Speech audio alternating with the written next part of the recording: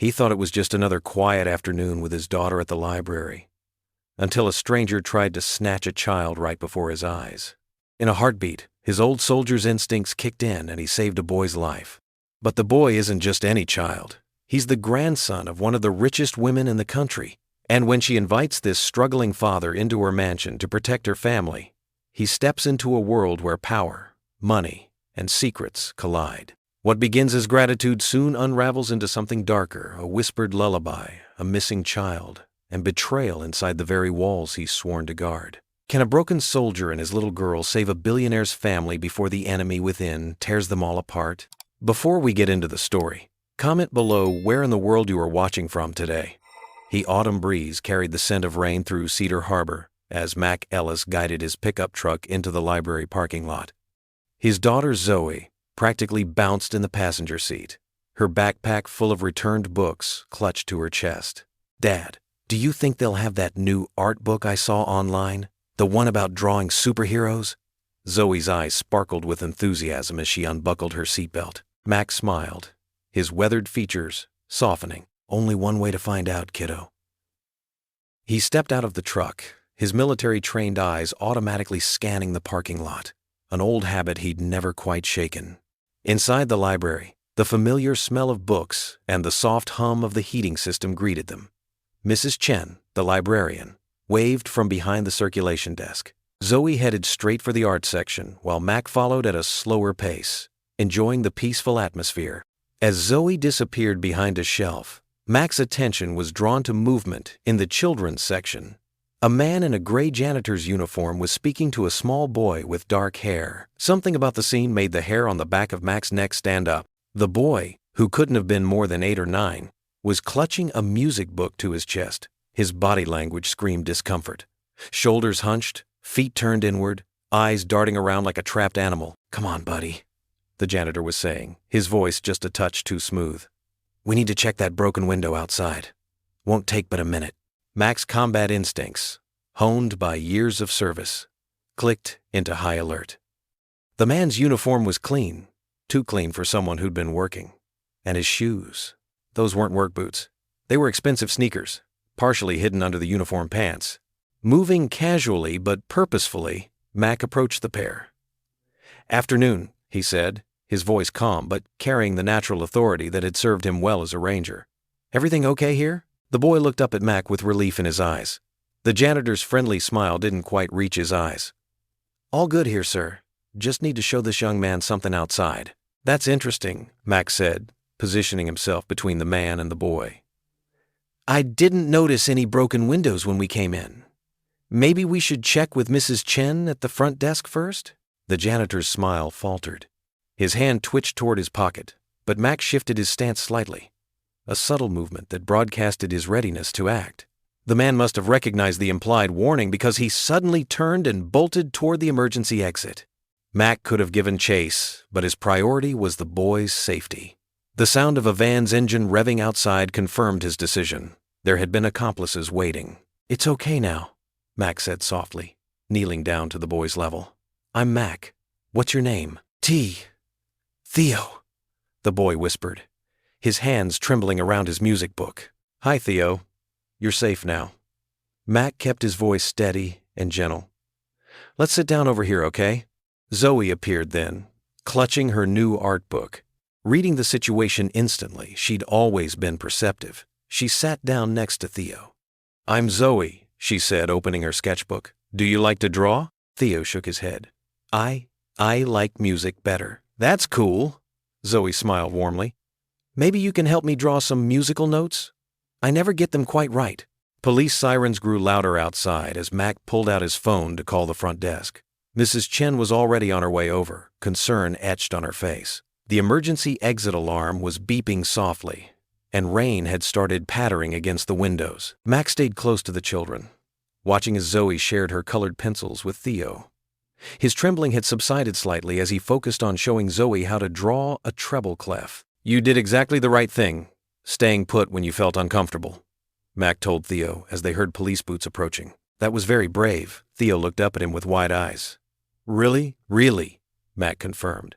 "Sometimes being brave means knowing when something's not right and being willing to wait for help." Two police officers appeared, led by Mrs. Chen. Mac stood to brief them, but kept within arm's reach of the children. As he described the suspect and the getaway van, he noticed how Zoe had positioned herself protectively next to Theo, her sketchbook open between them like a shield. "You're safe now," Mac repeated, kneeling beside Theo once more. The boy's dark eyes met his, and Mac saw the first glimmer of belief replace the fear. Zoe pushed her sketchbook closer to Theo. "Here," she said kindly. "Drawing always makes me feel better when I'm scared. Want to try?" Theo hesitated for a moment, then reached for a pencil. As the police began their investigation around them, the soft scratch of pencil on paper joined the steady rhythm of rain against the windows, creating a gentle barrier between the children and the chaos of the afternoon. The late afternoon sun cast long shadows through the library windows as police officers gathered statements from shaken witnesses. Children's books lay scattered near the reading nook, silent testimony to the afternoon's disruption. Mac stood with Zoe and Theo near the circulation desk, his military-trained eyes constantly scanning the room while his daughter showed Theo her latest sketch. The sudden screech of brakes outside drew everyone's attention. A sleek Blacktown car pulled up to the curb, and Eleanor Whitfield emerged, her silver hair gleaming in the sunlight. Despite her obvious distress, she carried herself with natural grace, her expensive charcoal suit a stark contrast to the casual atmosphere of the public library. "Theo!" Eleanor's voice cracked with emotion as she rushed through the doors. "Theo, darling, where are you?" The young boy lifted his head at the sound of his grandmother's voice. "Grandma!" He stayed close to Zoe, though his small hand still clutching her colored pencil. Eleanor's heels clicked rapidly across the floor as she hurried toward them. Her face, lined with worry, showed visible relief when she saw Theo unharmed. She dropped to her knees, regardless of her designer suit, and opened her arms. "Oh, thank God you're safe."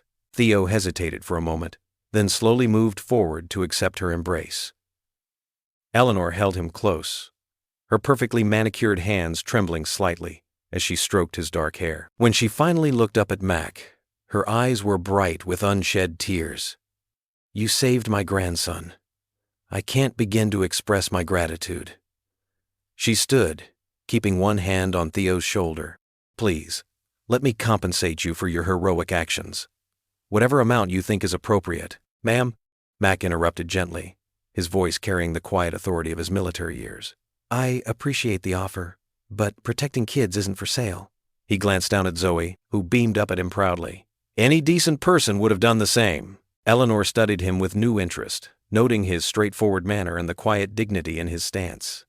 "That's remarkably humble of you, Mr. Ellis. Mac Ellis. And this is my daughter, Zoe." Zoe gave a small wave, still holding her sketchbook. "I showed Theo how to draw brave hearts," she explained. "They help when you're scared." Eleanor's expression softened as she watched the children's interaction. "Thank you, Zoe. That was very kind of you." A police officer approached their group, notebook in hand. "Mrs. Whitfield, could we speak with you for a moment?" He glanced at Mac. "You too, Mr. Ellis, if you don't mind."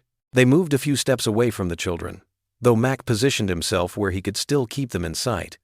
The officer's face was grave as he shared his preliminary findings. "The perpetrator knew exactly when and where to find Theo," the officer explained in low tones. "The timing, the approach, even the maintenance uniform. It all suggests professional planning and inside information. This wasn't random." Eleanor's composed facade cracked slightly. "Inside information? But that would mean we'll need to review all staff and security personnel," the officer confirmed. "Anyone who might have access to Theo's schedule." A well-dressed man in his 50s, Eleanor's driver, appeared at her elbow. "Ma'am, the car is ready whenever you'd like to leave." Eleanor nodded, then turned back to Mac. "Mr. Ellis, thank you again. If there's ever anything." She paused, studying him with an intensity that suggested she was seeing more than just the surface. Her gaze took in his alert posture, the way he constantly assessed their surroundings. How naturally he balanced authority with gentleness. Theo and Zoe had gravitated back together, their hands linked as if they'd been friends for years instead of hours. "Do we have to go?" Theo asked quietly, looking between his grandmother and his new friend. "Yes, sweetheart," Eleanor answered, but her eyes remained on Mac, something like hope flickering across her features. "We need to get home now." The driver gestured toward the exit, where the town car waited. Theo reluctantly released Zoe's hand, but not before she quickly tore a page from her sketchbook and pressed it into his palm. "It's a brave heart," she whispered. "Keep it with you." Eleanor placed a protective arm around her grandson's shoulders as they moved toward the door. She paused one final time, looking back at Mac and Zoe, the unexpected heroes of the afternoon, with an expression that mixed curiosity with something deeper, as if she were working through a complex equation in her mind. The black town car pulled away from the curb, leaving Mac and Zoe standing in the library's entrance. The late afternoon light painted everything in warm amber tones, a peaceful contrast to the drama that had unfolded inside. The late afternoon sun had begun to set when Eleanor turned back toward Mac and Zoe, her hand still protectively resting on Theo's shoulder. "Mr. Ellis, perhaps. Would you and Zoe join us for dinner? There's a lovely family restaurant just down the street. Lorenzo's. It's the least I can do to thank you properly." Mac hesitated, his natural cautiousness warring with the genuine warmth in Eleanor's invitation. He glanced down at his worn jeans and simple button-down shirt, thinking of Lorenzo's with its checkered tablecloths and warm, inviting atmosphere. Nice enough to be special, but casual enough to be comfortable. "Please, Dad." Zoe tugged at his sleeve, her eyes bright with hope. "I want to show Theo more of my drawings." She held up her sketchbook as evidence. Theo's face lit up at Zoe's words, and he looked up at his grandmother with pleading eyes. Eleanor smiled, the expression softening the worried lines around her mouth. "The children seem to have made up our minds for us," she said with a gentle laugh. Mac nodded, returning her smile. "Looks that way. Thank you, Mrs. Whitfield." "We'd be honored." "Eleanor, please," she corrected, leading the way to where her town car waited. "We can drive you and bring you back for your truck afterward." The short drive to Lorenzo's was filled with Zoe and Theo's chatter about favorite colors and animals, their earlier fright seemingly forgotten in the way only children can manage. The restaurant welcomed them with the smell of fresh bread and marinara sauce, and the hostess quickly led them to a corner booth where Theo could sit safely away from the main traffic of servers and guests. Once they were settled with drinks, milk for the children, iced tea for the adults, Eleanor folded her hands on the table. "I realize I haven't properly introduced myself beyond the chaos at the library. I'm Eleanor Whitfield.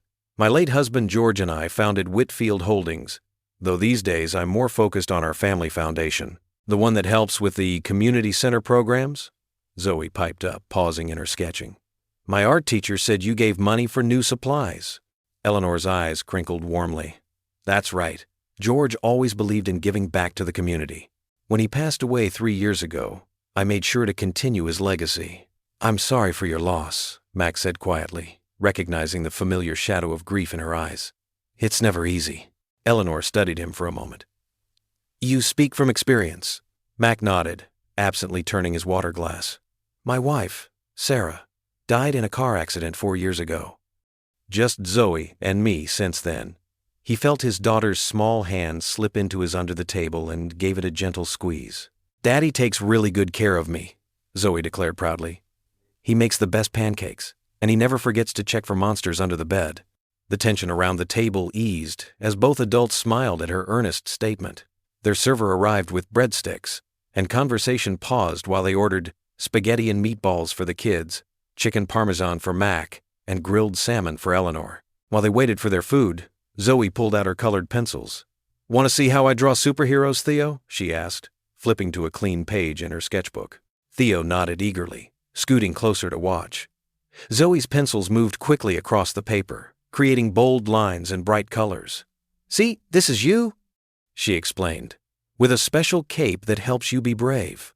And look, it has stars on it because you're going to shine bright and help other people someday." Theo's eyes widened as the drawing took shape. "That's really me?" he whispered, touching the paper gently. "I look strong." "You are strong," Zoe said matter-of-factly, adding final touches to the cape. "You were scared today, but you didn't cry or anything. That's being brave." Eleanor watched the interaction with misty eyes, while Mac felt a surge of pride in his daughter's natural kindness. Their food arrived, steaming and aromatic, and conversation flowed easily between bites. Eleanor shared stories about the Foundation's latest projects, while Mac talked about his work as a security consultant for local businesses. The skills from my Army Rangers days come in handy, he explained. Though mostly it's about preventing problems before they start. Good security is more about awareness than action. As they finished their meals, Theo had relaxed enough to smile more freely, especially when Zoe promised to make him more superhero drawings. The evening had turned out better than any of them might have expected after the afternoon's events. While Eleanor excused herself to speak with the restaurant owner, an old friend, she explained, Theo leaned close to Zoe, his voice dropping to a whisper. That man at the library. He knew a special song. Zoe stopped putting away her colored pencils. What do you mean? A song my mommy used to sing to me before she went to heaven, Theo continued softly. Nobody else knows it. Zoe's forehead wrinkled with concern. She turned to her father, who was settling the tip their server had declined from Eleanor.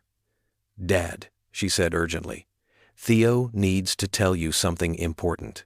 Rain pattered against the windshield as Mac drove his old pickup truck through the darkening streets of Cedar Harbor. In the passenger seat, Zoe had dozed off, her sketchbook still open on her lap. The page showed her latest drawing, Theo wearing a cape, his smile wider than the one he'd managed at dinner. Mac's mind kept circling back to what Zoe had told him about the lullaby. Something about it didn't sit right. The kidnapper knowing a personal song that Theo's mother used to sing, that wasn't random. That was someone with inside knowledge. At a red light, Mac glanced at his sleeping daughter and felt a familiar ache in his chest. After losing Sarah, he'd learned to trust his instincts more than ever, especially when it came to protecting the people he loved. And right now, those instincts were screaming that there was more to this attempted kidnapping than met the eye. The next morning, after dropping Zoe at school, Mac sat in the truck's cab, his phone pressed to his ear. Detective Sandra Chen answered on the second ring. Detective Chen speaking. Detective, this is Marcus Ellis, about yesterday's incident at the library with Theodore Rivera Whitfield. Ah, Mr. Ellis, I was actually about to call you for a follow-up statement. Papers rustled in the background.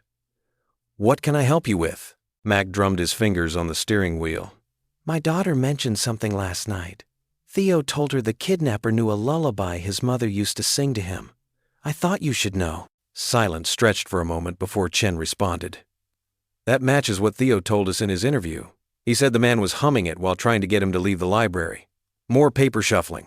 The song isn't something you'd hear on the radio. It's a Spanish lullaby his mother learned from her grandmother.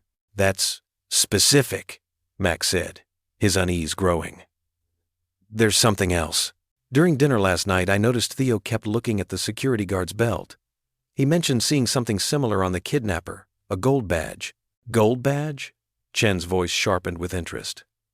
Like the ones worn by Whitfield Point Security, Mac finished. I saw them when we drove past the estate last night. Same shade of gold, distinctive shape. This supports our working theory that someone with inside access was involved, Chen said. The kidnapper knew too many details about Theo's schedule, the library's layout, and now, this lullaby. We're looking into everyone with connections to the Whitfield household. Mac rubbed his temple, where a headache was beginning to form. The way he moved, Detective, it was professional. Military or law enforcement training, I'd bet on it. The stance, the situational awareness, even how he tried to de-escalate when I confronted him. Coming from a former Army Ranger, that observation carries weight, Chen replied. We'll add it to the profile. And Mr. Ellis, thank you again for acting yesterday. Without your intervention. She left the sentence unfinished. After hanging up, Mac spent the morning at his construction job, but his mind kept wandering back to the case. The gold badge detail nagged at him. Someone had to have access to those badges, or at least a good copy. Someone who knew the security protocols, the staff rotations, the family's routines. Around 2 o'clock, his phone buzzed with an unknown number. Stepping away from the noise of power tools, Mac answered. Mr. Ellis? Eleanor Whitfield's distinctive voice came through clearly. I hope I'm not interrupting anything important. Not at all, Mrs. Whitfield. Is everything all right with Theo? Yes, he's as well as can be expected. He actually asked about Zoe this morning. There was a warm note in Eleanor's voice, which is partly why I'm calling. Would you and Zoe consider coming out to Whitfield Point this afternoon? I know it's short notice, but Theo seems to feel safer when Zoe's around, and there are some matters I'd like to discuss with you." Mac hesitated, thinking of the badge detail in his conversation with Detective Chen. But maybe being inside Whitfield Point would give him a better sense of the security setup, help him spot anything suspicious. "What time would you like us to come?" he asked. "Would 4 o'clock work? I'll send a car for you and Zoe. The roads up to the point can be tricky if you're not familiar with them." Mac thought of his dented pickup truck and had to smile. "That's very considerate, thank you." "No, Mr. Ellis," Eleanor said softly. "Thank you for everything." She paused. "There's something about you. You remind me of my late husband." He could always tell when something wasn't quite right, when people weren't what they seemed to be. The comment caught Mac off guard. Was she sensing the same undercurrents he was? Before he could respond, Eleanor continued, "The car will pick you up at Zoe's school. And Mr. Ellis, please know that you can speak freely when you're here. Some things need to be said out loud." After they hung up, Max stood for a moment in the construction site's shadow, turning Eleanor's words over in his mind. She was sharp, he had to give her that, and whatever she wanted to discuss, it seemed she shared his suspicions about the threat coming from inside her own household. He texted Zoe about the change in plans, knowing she'd be thrilled to see Theo again. Then he called his foreman to take the rest of the afternoon off, his first time doing so in 3 years of working there. Whatever was happening at Whitfield Point, his instincts told him it was important to be there today.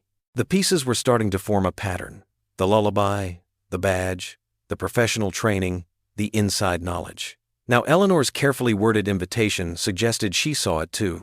The question was, who at Whitfield Point had the means, motive, and opportunity to orchestrate a kidnapping? And more importantly, would they try again? The gates of Whitfield Point swung open silently as Mac's pickup truck approached. The estate sprawled before them, a grand colonial mansion overlooking the rocky Maine coastline. Pristine gardens lined the curved driveway, and ancient oaks cast long shadows in the late afternoon sun. "Wow," Zoe breathed, pressing her nose against the window. "It looks like a castle from my books." Mac parked beside a row of expensive cars that made his weathered truck look even more out of place. Eleanor Whitfield stood waiting at the top of the wide stone steps, her silver hair catching the light. She wore a simple but elegant blue sweater that probably cost more than Mac's monthly rent. "Welcome to our home," Eleanor said warmly as they climbed the steps. "Theo's been asking when you'd visit." The massive front door opened into a foyer with gleaming hardwood floors and a crystal chandelier. Despite the obvious wealth, there were touches that made it feel lived in. Children's artwork on the walls, a basket of toys in the corner, fresh flowers in simple vases. "The view is amazing," Zoe exclaimed, rushing to the enormous windows that faced the ocean. "Feel free to explore the main floor," Eleanor told her with a smile. "Theo should be finishing his homework in the study." Before Mac could respond, a tall man in a crisp security uniform appeared from a side hallway. His gold badge caught the light, the same type Theo had described. "Mr. Ellis," the man said, his tone cool. "Travis Klein, head of security. Quite the show at the library yesterday." Mac met his gaze steadily. "Just doing what anyone would do." We don't usually have outsiders playing hero around here." Travis's smile didn't reach his eyes. "Security is best left to professionals." "Travis," Eleanor said quietly but firmly. "Mr. Ellis protected Theo when it mattered most. We owe him our gratitude." Travis's jaw tightened, but he nodded stiffly. "Of course, Mrs. Whitfield. I'll be in the security office if you need me." He strode away, back straight as a ruler. Zoe had already settled cross-legged by the window, her sketchbook open. Her pencil moved quickly, capturing the waves crashing against the rocks below. "She has quite a gift," came a smooth voice. A distinguished-looking man in an expensive suit approached, hand extended. "Pierce Langley, Chief Financial Officer of Whitfield Holdings." His handshake was unnecessarily firm, almost crushing. "Having a decorated veteran visit is excellent optics for the foundation," he continued, "especially with the transport initiative vote coming up. Perhaps we could arrange some press photos?" "I'm not interested in publicity," Max said firmly. "We're just here as friends." Of course. Pierce's smile was practiced. "Still, it's worth considering how this could benefit everyone involved. The foundation's work depends on public goodwill." Eleanor touched Pierce's arm. "Let's not talk business now. Would you like some tea? Cook just made fresh cookies. They moved to a comfortable sitting room with ocean views. Theo appeared, immediately gravitating to where Zoe sat drawing. Soon, both children were bent over the sketchbook, talking quietly. Mac noticed how Eleanor watched them, her eyes soft but worried.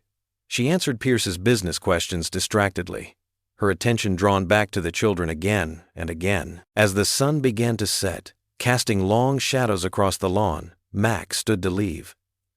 We should head home before it gets too late. Zoe has school tomorrow. Of course, Eleanor said, walking them to the door. Thank you for coming. It means so much to see Theo smile again. Travis appeared to escort them out, his presence more guard than guide. Pierce shook Mac's hand again, that same too-firm grip. Do think about what we discussed, he said meaningfully. From the top of the steps, Eleanor watched their truck disappear down the winding drive. Her expression was troubled, caught between hope and uncertainty as the gates closed behind them. Eleanor sat at the massive oak table in her breakfast room, stirring honey into her Earl Grey tea. The morning sun streamed through floor-to-ceiling windows, illuminating the worry lines etched around her eyes. She hadn't slept well, her dreams haunted by what could have happened to Theo at the library. Ana Delgado settled into the chair across from her, a manila folder and tablet in hand. Her practical navy blazer contrasted with Eleanor's silk blouse, but both women carried themselves with the same quiet authority.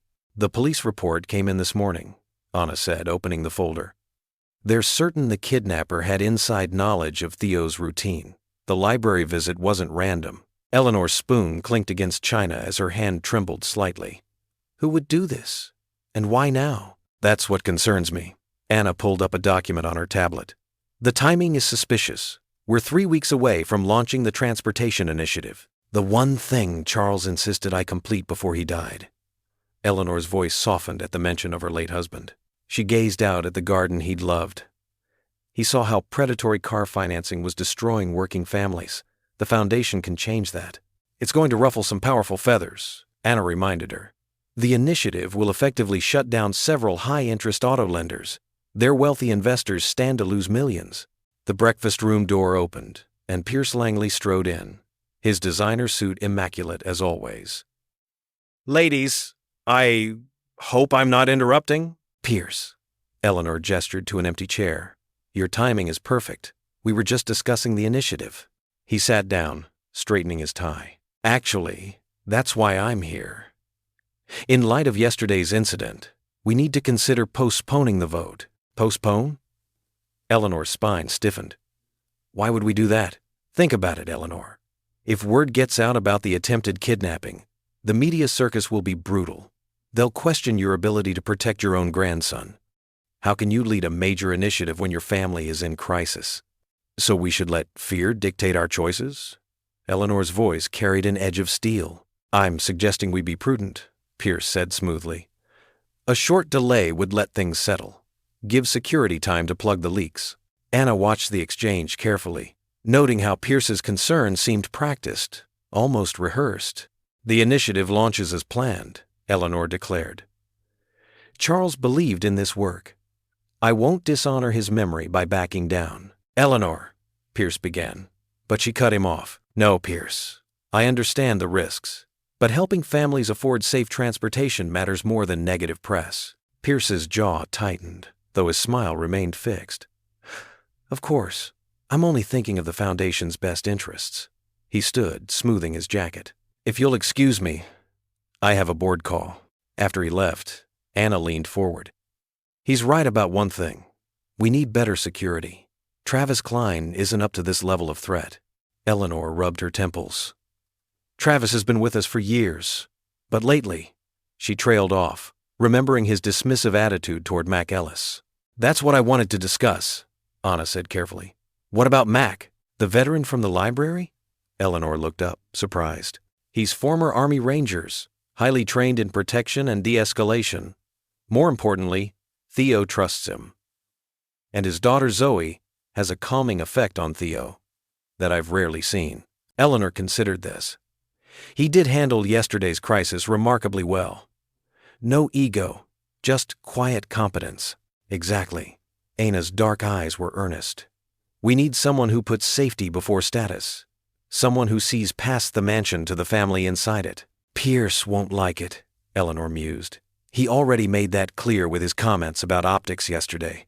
With respect, Anna said firmly, Pierce's opinion shouldn't matter when it comes to Theo's safety. Eleanor was quiet for a long moment, watching sunlight dance across her teacup. Finally, she reached for her phone. You're right, of course. You usually are. She scrolled through her contacts until she found Mac's number, provided by the police for follow-up questions. Her finger hovered over the screen. What exactly are you thinking? Anna asked. I'm thinking it's time to trust my instincts, Eleanor replied. She pressed the call button, determination settling over her features.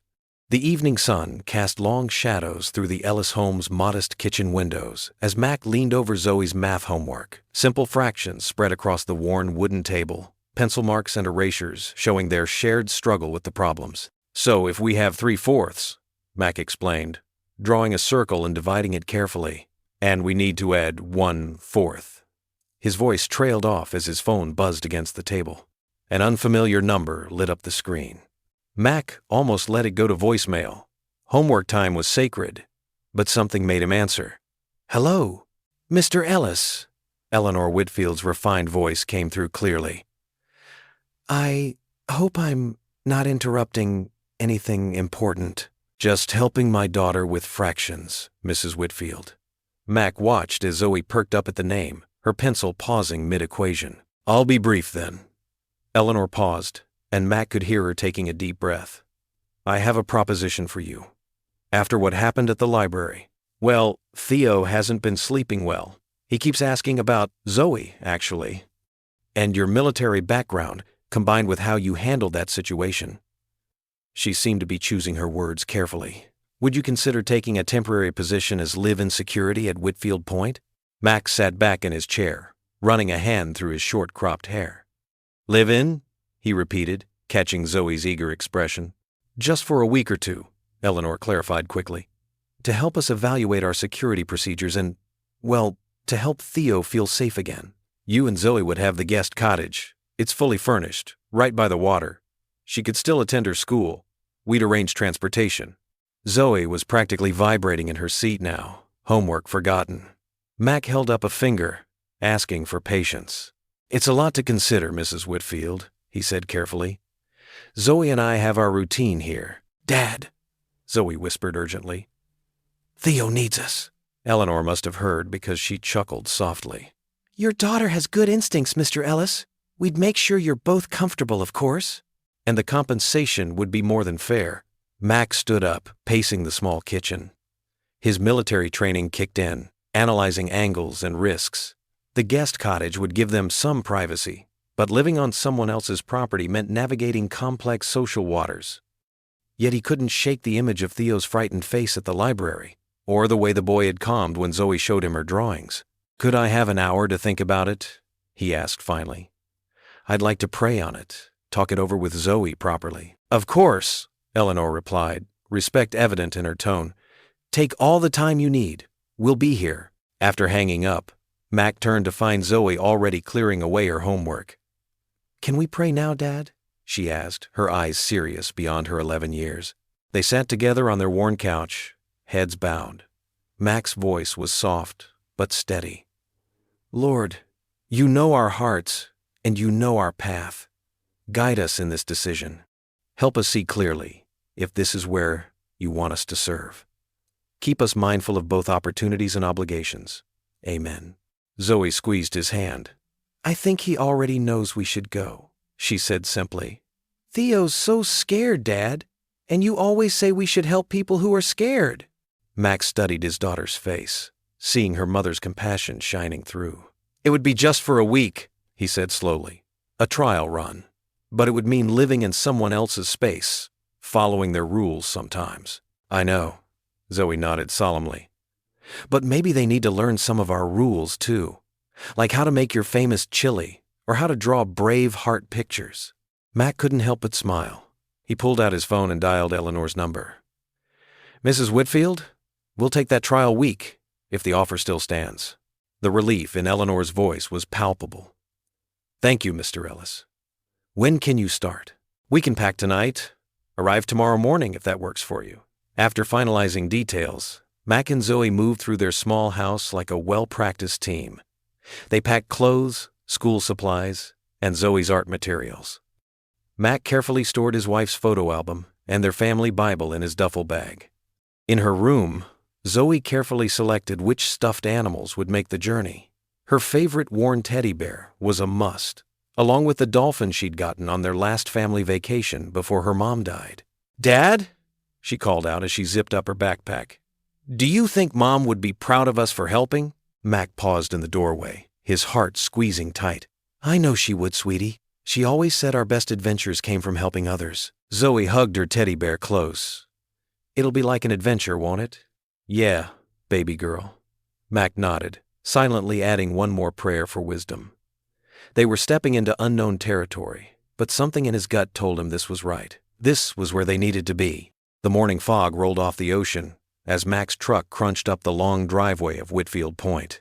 Zoe pressed her face against the passenger window, her breath fogging the glass as she took in the sprawling estate. Their few belongings rattled in boxes in the truck bed. Some clothes, Zoe's art supplies, and Mac's worn army footlocker. "It looks different in the morning," Zoe whispered, clutching her sketchbook to her chest. The mansion's weathered stone seemed warmer in the early light, less imposing than it had appeared during their first visit. Before Mac could put the truck in park, the front door burst open. Theo bounded down the steps, his dark curls bouncing with each leap. His face lit up at the sight of Zoe, all traces of his previous fear seemingly forgotten. "You're here," he called out, waving frantically. "Grandmother said you might stay, but I wasn't sure if—" He stopped short, suddenly shy as Mac stepped out of the truck. Eleanor appeared in the doorway, elegant, even in casual slacks and a sweater. "Theodore, let them at least park properly," she called, but her smile was warm. As Mac began unloading their boxes, Travis Klein emerged from around the side of the house.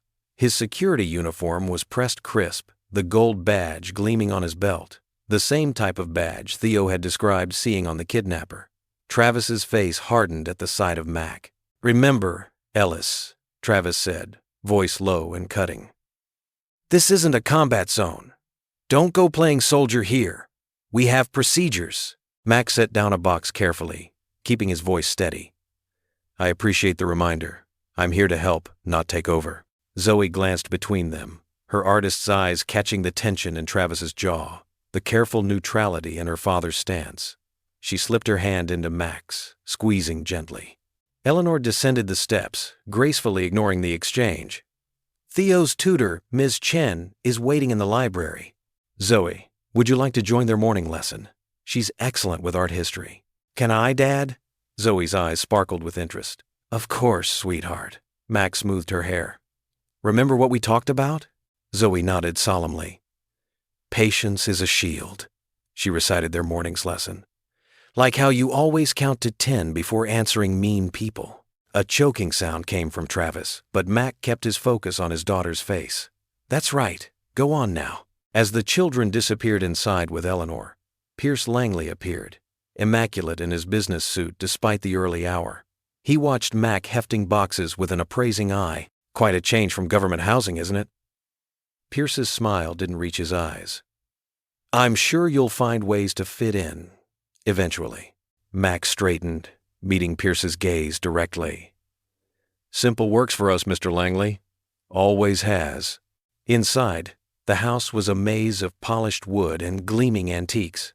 A housekeeper showed them to their rooms, a connected suite on the second floor, close to Theo's room but with a clear view of the driveway and grounds.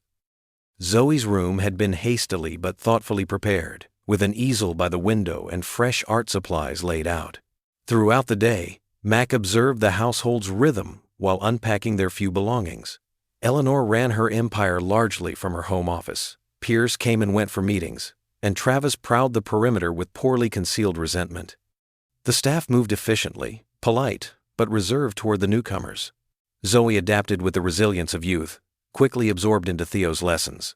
Their laughter occasionally echoed through the halls, a sound that seemed to startle the old house but made Eleanor smile when she heard it. As evening approached, Mac stood on the private balcony attached to his room. The ocean stretched endless and dark before him, whitecaps visible in the fading light. The estate security system hummed quietly. He'd spent the afternoon reviewing it, noting its strengths and concerning blind spots. Below, Travis's security team changed shifts. They pointedly excluded Mac from their briefing, but he read their patterns anyway, filing away the information for later. Somewhere in the house, he could hear Zoe and Theo playing, their voices carrying faintly on the salt air. Mac rested his hands on the stone balustrade, his father's old silver cross hanging heavy around his neck. The evening star appeared above the horizon, bright and steady. "Lord," he murmured, his voice barely above the sound of the waves, "help me keep them safe. All of them." The prayer was simple but heartfelt, carrying the weight of both his children. The one he'd raised, and the one who now looked to him for protection. The sea breeze carried the first hint of night's chill, and somewhere in the gardens, security lights clicked on automatically, casting long shadows across the manicured lawn. Mac remained at his post, watching, waiting, his soldier's instincts alert but calm. This was his mission now, not one of combat, but of care, not of confrontation, but of quiet strength. He touched the cross again, remembering his wife's words about patience being its own kind of courage. Below, Travis made another round, his flashlight beam sweeping the hedges. In her room, Zoe hummed as she arranged her art supplies, making herself at home in this strange new place. And somewhere in this massive house, a little boy was finally sleeping without fear. Max straightened, squaring his shoulders as he conducted his own survey of the grounds. The moon rose, full and bright, illuminating his new post. A guardian's watch had begun. The kitchen filled with the rich aroma of chili simmering on the stove as Max stirred the pot with practiced ease. The massive professional kitchen, with its gleaming stainless steel appliances and marble countertops, felt almost too fancy for his simple army recipe. But Eleanor had insisted on a casual family dinner, and Mac knew comfort food had a way of bringing people together. "Is that the secret ingredient?" Theo asked, perched on a kitchen stool, watching Mac sprinkle a pinch of cumin into the pot. "One of them," Mac winked. "My unit used to beg for this recipe during cold nights in Afghanistan." Eleanor entered the kitchen, having changed from her business attire into a comfortable sweater and slacks. "Something smells wonderful," she said, inhaling deeply. Zoe appeared at her side, carrying a stack of bowls she'd found in one of the cabinets. "Dad's chili is the best," she declared proudly. "Even better with cornbread." "Then we're in luck," Eleanor smiled, pulling a golden pan from the warming drawer. "An old family recipe." They gathered around the kitchen island, the formal dining room forgotten in favor of this cozier setting. Mac ladled the steaming chili into bowls, while Eleanor cut thick squares of cornbread. The simple act of sharing a meal seemed to ease the day's tensions. "This is different from Thompson's cooking," Theo said between eager spoonfuls, referring to their regular chef. "Better or worse?" Mac asked with a gentle smile. "Better." Theo grinned, a ring of chili sauce around his mouth. "Way better. Mr. Mac, will you teach me how to throw a football sometime? I saw you had one in your truck."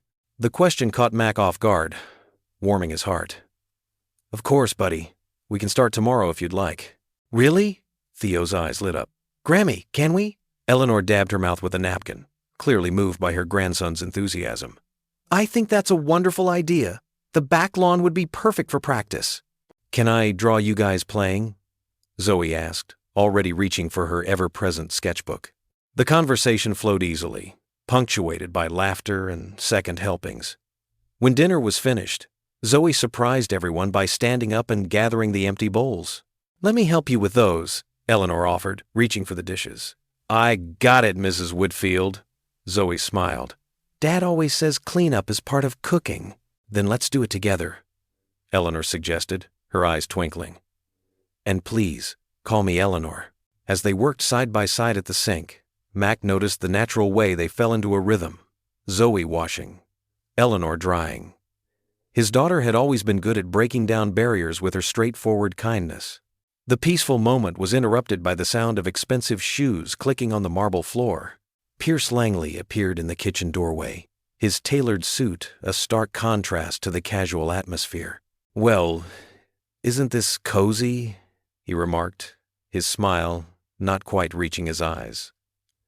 "Like a Norman Rockwell painting. Would you like some chili, Pierce?" Eleanor offered. "There's plenty left." "No, thank you," he declined smoothly. I've already eaten at the club. I just stopped by to drop off those reports you requested. His gaze swept over the domestic scene, lingering on Mac. Though I must say, I didn't expect to find quite such a homey situation developing. Mac felt the subtle barb in Pierce's words, but kept his expression neutral. He'd faced worse than passive-aggressive executives in his time. Sometimes the best security comes from making a house feel like a home, Mac said evenly, meeting Pierce's gaze. How philosophical of you, Pierce replied. Eleanor, shall we discuss those reports in your study? Tomorrow morning will be fine, Pierce, Eleanor said firmly. It's family time now. Something flickered across Pierce's face, frustration, perhaps, or anger, but it was gone in an instant, replaced by his practiced smile. Of course. Good evening, everyone. After Pierce left, Theo yawned widely, and Eleanor declared it bedtime. The boy protested only slightly, tired from the eventful day. Zoe followed Eleanor upstairs to help get Theo settled, their voices drifting down the hallway as they discussed what story to read. Mac waited until the house grew quiet before beginning his nightly security check. He moved methodically through the massive estate, testing doors and windows, checking security panels, and noting anything unusual. The responsibility of protecting this family weighed heavily on his shoulders, but it was a weight he was trained to carry. Near the end of his rounds, he came to a side door, one that staff used for deliveries. The handle turned easily under his grip. Unlocked. Mac frowned, knowing he'd secured it earlier that evening during his first check. The morning sun painted golden streaks across the circular driveway as Eleanor's Mercedes idled, its engine purring softly. Mac stood beside the car, scanning the area with practiced eyes, before opening the rear door. Theo and Zoe climbed in, their backpacks bouncing against the leather seats. I'll follow in my truck, Mac said, his tone leaving no room for debate. Eleanor nodded, understanding his protective instinct. The drive to Oak Ridge Academy took them through Cedar Harbor's most prestigious neighborhoods. Perfectly manicured lawns and colonial-style mansions lined the streets. Zoe pressed her face against the window, taking in the unfamiliar sights. Your school looks like a castle, Theo, Zoe said, as they pulled up to the impressive brick building with its ivy-covered walls and towering clock tower. Theo managed a small smile. Wait till you see the music room. As they walked toward the entrance, a group of parents gathered near the steps turned to stare. Mac noticed their whispers, the way their eyes darted between Eleanor and the children. A woman in an expensive cashmere sweater and pearls stepped forward, her heels clicking against the pavement. Eleanor, darling, the woman said, her voice dripping with false sweetness. We missed you at the last board meeting. We were just discussing the recent incident. Eleanor straightened her spine. Mrs. Bradford. Yes, well, family matters took precedence. Mrs. Bradford's gaze shifted to Theo, then to Zoe. Of course. Though some of us are concerned about the attention certain situations might bring to Oak Ridge. You understand.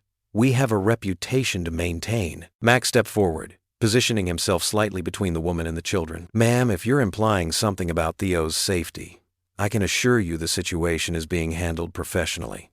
Oh, I'm sure you're very capable, Mrs. Bradford said, eyeing Mac's worn jacket. Her attention shifted to Zoe.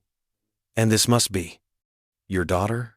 Perhaps the charter school across town would be more suitable for her. They have an excellent program for diverse students. Theo's hand found Zoe's, squeezing it tight. Zoe's chin trembled slightly, but she held her head high. Mac's voice remained steady, though his eyes hardened. My daughter Zoe is here supporting her friend. And since we're discussing suitability, ma'am, I'd suggest that prejudice and fear have no place in any school, private or otherwise. Several other parents shifted uncomfortably. Eleanor moved closer to Mac's side, her presence a clear statement of support. Children deserve to feel safe and accepted everywhere, Mac continued, his tone firm but gentle. Theo isn't attracting trouble. He's a brave young boy who survived a frightening situation. And Zoe? She's exactly where she needs to be, being a good friend. Mrs. Bradford's face flushed red. She opened her mouth to respond, but another parent, a younger woman with kind eyes, stepped forward. He's right, Victoria, she said. We should be supporting these children, not making them feel unwelcome. The school bell rang, its deep tone breaking the tension. Theo and Zoe exchanged quick hugs before Theo headed inside with Eleanor. As they walked back to their vehicles, Eleanor touched Mac's arm lightly. "Thank you," she said softly, "for speaking up, for being there." Mac nodded, watching Zoe climb into his truck. Those kids deserve better than that kind of judgment. Later that evening, as the sun began to set, Mac gathered Theo and Zoe in the mansion's sprawling garden. The air was cool and crisp, carrying the salt scent of the nearby ocean. "Today, we're going to learn something important," Mac said, kneeling between them. "It's called a safe route exercise." "Like a treasure map?" Theo asked, his earlier school anxiety fading into curiosity. "Sort of," Mac smiled. "But instead of finding treasure, we're learning the safest ways to get from one place to another." He led them through the garden, pointing out landmarks, the old oak tree, the stone bird bath, the rose trellis. "Always notice 3 things that don't change," he explained. "That way you know you're on the right path." The children followed him, taking notes in their minds. Zoe sketched quick pictures in her notebook, while Theo hummed softly, creating a melody to remember the route. "And remember," Mac added, "if something doesn't feel right, trust that feeling. It's okay to ask for help from safe adults we trust." They practiced walking the route several times, from the back door to the garden shed, from the shed to the side gate, from the gate back to the house. Each time, the children grew more confident, pointing out their chosen landmarks with pride. "Look, Dad," Zoe called out, leading Theo along their newly learned path. 3 things, the crooked branch, the blue flowers, and the big rock." "Perfect," Mac praised, watching them navigate with growing assurance. He noticed Eleanor observing from the terrace, her face thoughtful as she watched the lesson unfold. The sky turned purple with approaching dusk, and fireflies began to twinkle in the garden shadows. As the children completed one last run-through, their laughter echoed across the manicured lawn, a sound of pure joy that seemed to chase away the morning's darker moments. The late afternoon sun cast long shadows through the study windows as Mac sat at the antique desk, surrounded by stacks of papers. Anna had brought him everything she could find on recent security contracts and vendor relationships. His coffee had gone cold hours ago, forgotten as he pieced together troubling connections. "Look at this," Anna said, pointing to an invoice. Her reading glasses perched on the end of her nose as she leaned over his shoulder. "The maintenance uniform came from Safeguard Services. They're not our usual supplier." Mac's eyes narrowed as he studied the document. "Who authorized this purchase?" "That's what's interesting." Anna pulled out another paper. This one, older and slightly yellowed. "Safeguard was a vendor Pierce used 5 years ago, before we switched to our current uniform company. They went out of business shortly after." "So someone knew about this old connection," Mac said, his voice quiet but intense. "Someone with access to historical records."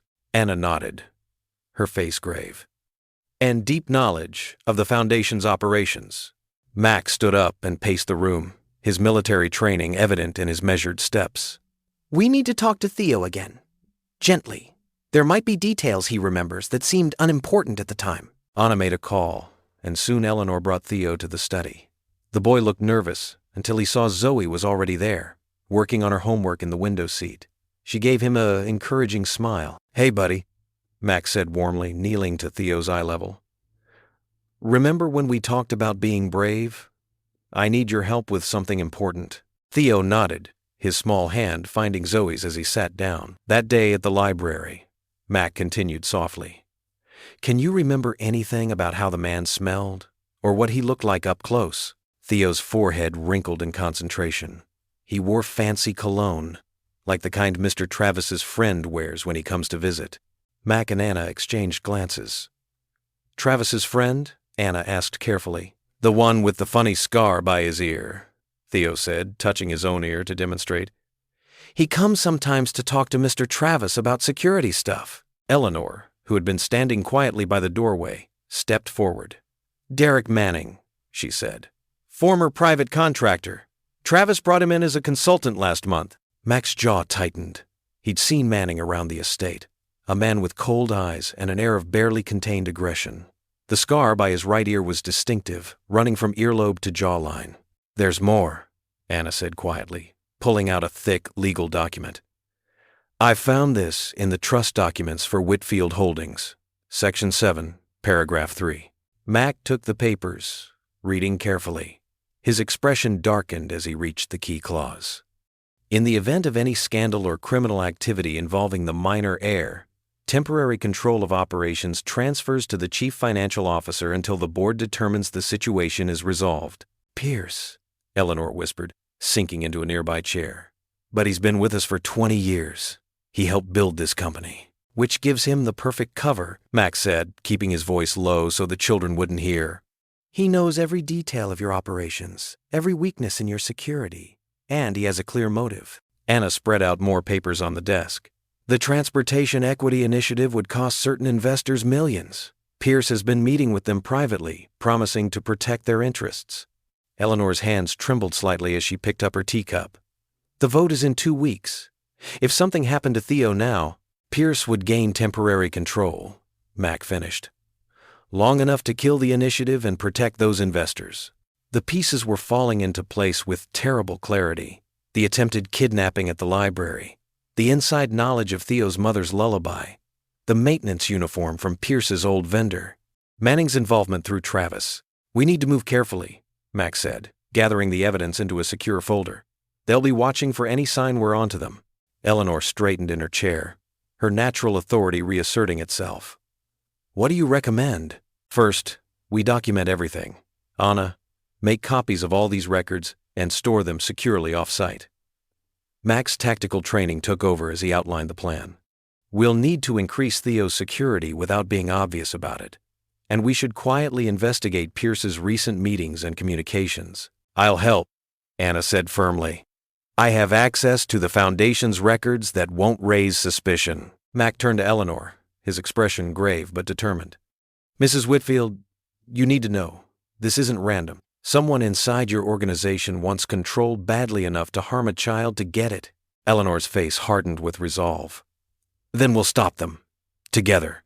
In the window seat, Theo and Zoe continued their homework, unaware of the adults' tense conversation. Theo hummed softly, not his mother's lullaby, but a new tune he and Zoe had made up together, a song about being brave. Colorful markers and construction paper scattered across the playroom floor, as Zoe and Theo huddled together over their latest project. Afternoon light streamed through the bay windows, catching the glitter they'd sprinkled on their creations. Construction paper badges in various shapes lay drying on newspapers. What about Mrs. Chen at the library? Theo asked, carefully drawing a book shape on a blue badge. She always helps me find the best stories. Perfect! Zoe grabbed a gold marker. She's definitely a brave heart. And what about Pastor Ruth? She brings those amazing cookies to everyone who's sad. Theo nodded enthusiastically. She gave me a whole box when... His voice trailed off, but Zoe squeezed his hand. That's why she gets a heart-shaped badge, Zoe declared, already sketching.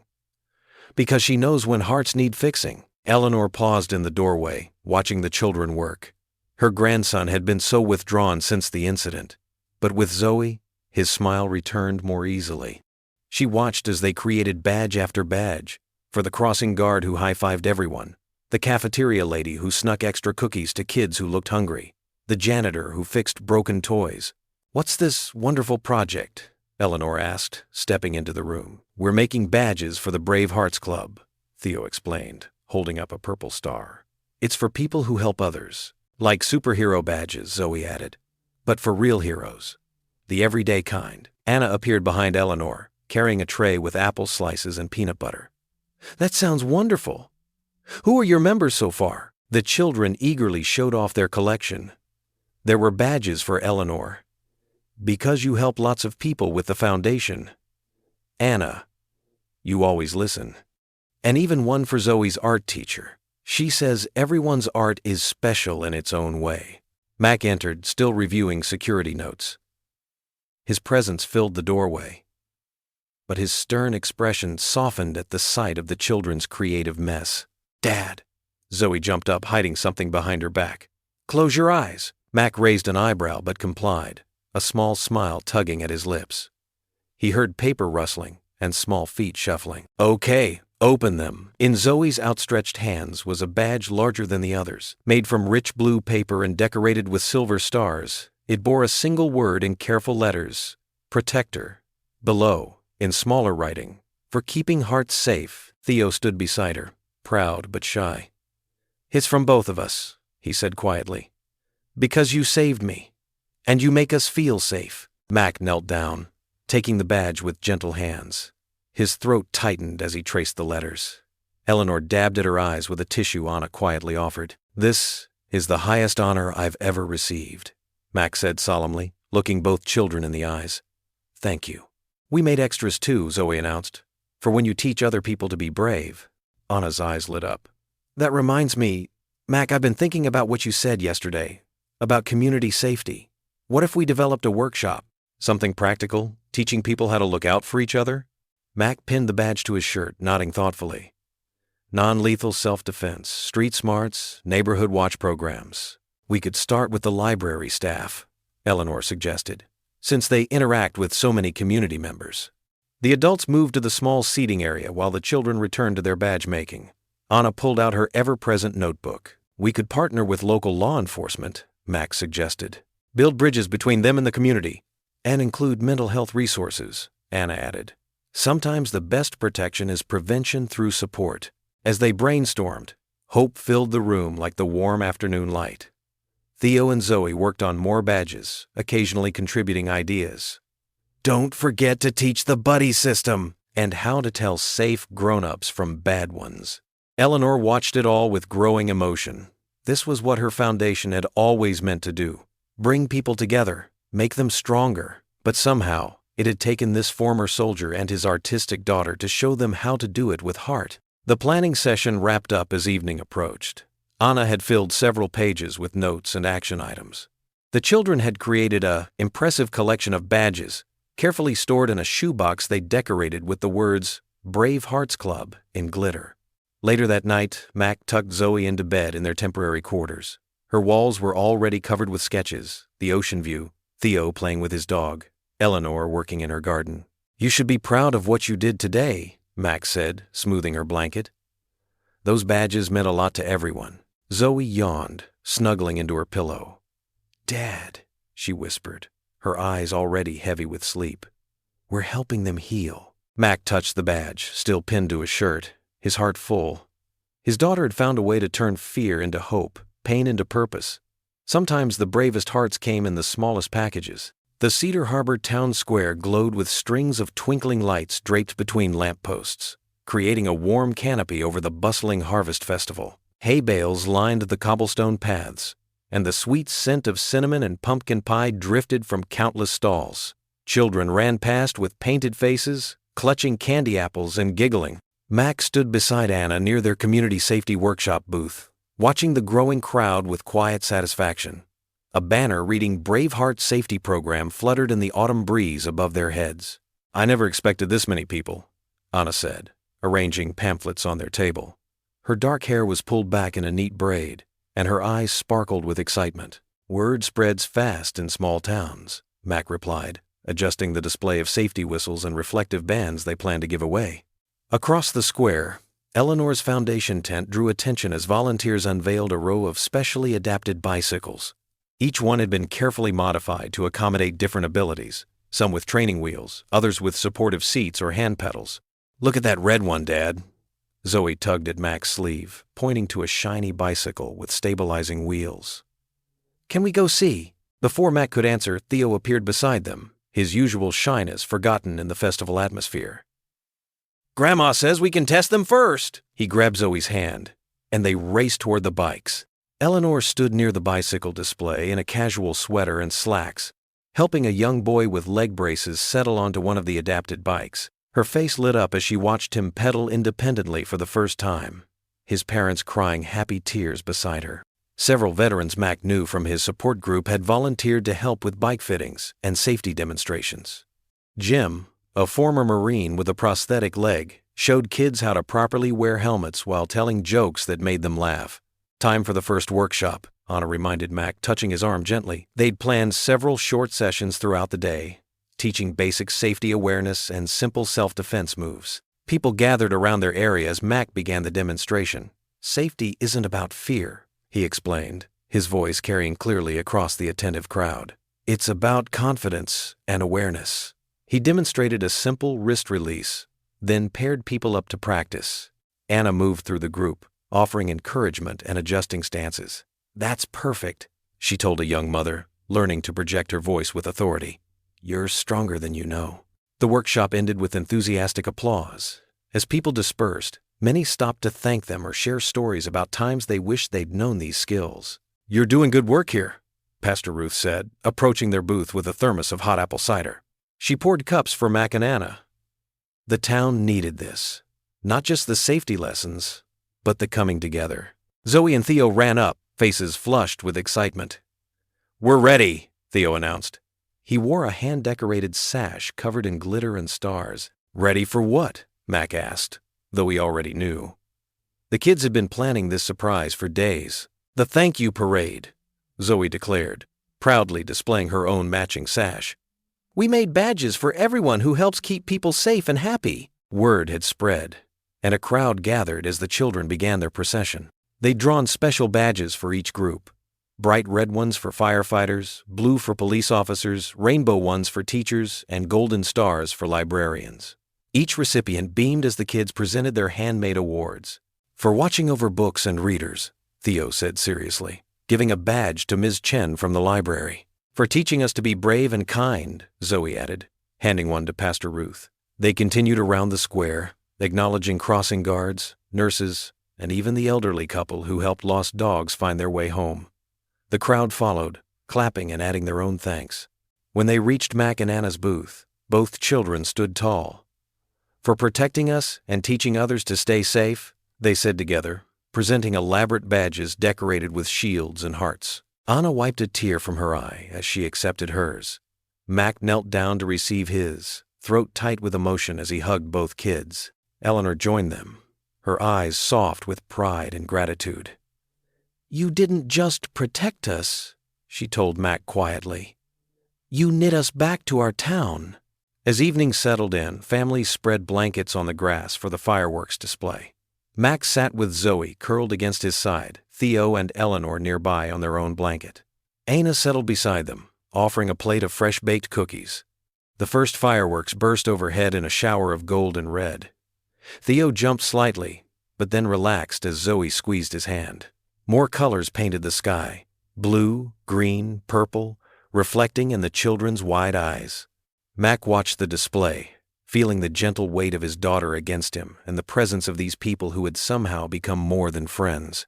For the first time since losing his wife, peace settled deep in his chest, not erasing the past, but making room for new joy.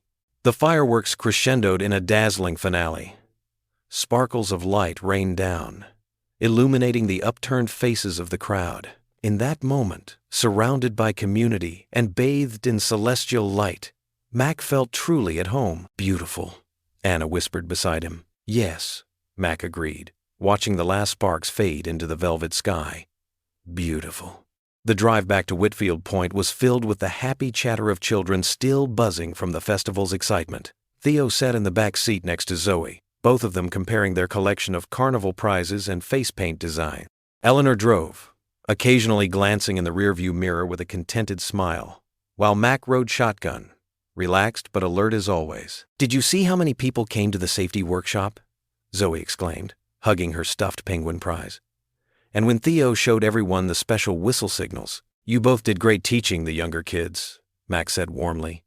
The pride in his voice was unmistakable. As they pulled through the estate gates, the autumn night wrapped around them like a dark velvet blanket. Stars twinkled overhead, and the distant lighthouse beam swept across the water in steady rhythm. Eleanor pressed the garage door opener, but nothing happened. "That's odd," she murmured, trying again. Still nothing. Mac's internal alarm began to ping softly.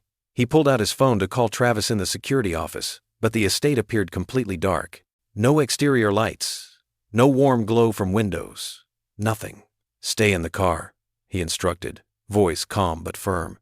He stepped out, scanning the surroundings with practiced eyes. Eleanor's phone chirped. "Pierce says the whole estate lost power. He's checking the breakers." They carefully made their way to the front door using phone flashlights. Inside, the mansion felt different in the absolute darkness. Larger, emptier, with shadows that seemed to breathe. Mac immediately noticed the security panel was dead. No steady green light, no soft hum of electronics. "The backup generator should have kicked in," Eleanor said, worry creeping into her voice. "Theo, what's wrong with your bracelet?" Zoe's question cut through the darkness. Mac spun around. The tracking device on Theo's wrist, the one that never left his arm, was dark. Its usual reassuring blue pulse was gone. "Kid, stay right here with Eleanor," Mac ordered, already moving toward the security office. "I'm going to—" A sharp crash from somewhere upstairs made them all jump. Then came the sound of running feet. "Theo! Zoe?" Eleanor called out, but the children were no longer beside her. "Zoe!" Mac's voice boomed through the darkness. Only silence answered. The next few minutes dissolved into chaos. Security staff arrived with flashlights. Pierce appeared from his office looking concerned, and Travis burst in through the side door with 2 of his men. "The security cameras are down," Travis announced, his voice dripping with suspicion. "And the backup drives are wiped clean. How convenient." Mac ignored him, organizing search teams. "We need every room checked now. Call the police." "Oh, I already did," Pierce said smoothly, stepping forward. "And I shared some concerning information with them." "What are you talking about?"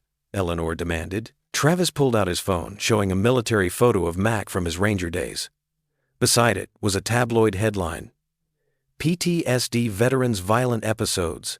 Should he be around children?" "Amazing timing, isn't it?" Travis sneered. "You show up right when there's an attempted kidnapping. Get yourself hired as security. And now this? You're seriously accusing me?"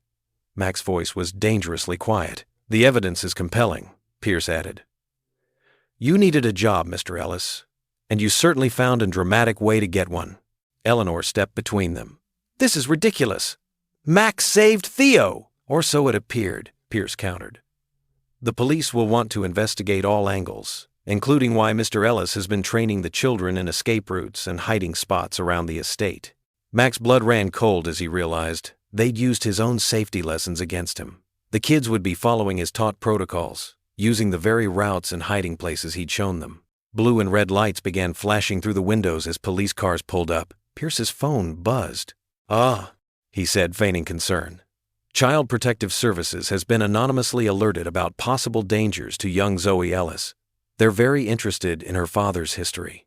Mac stood rooted to the spot as officers entered, his mind racing through every possible location where the children might have run. The weight of false accusations pressed against his chest, threatening to crush him. But he couldn't break. Not now.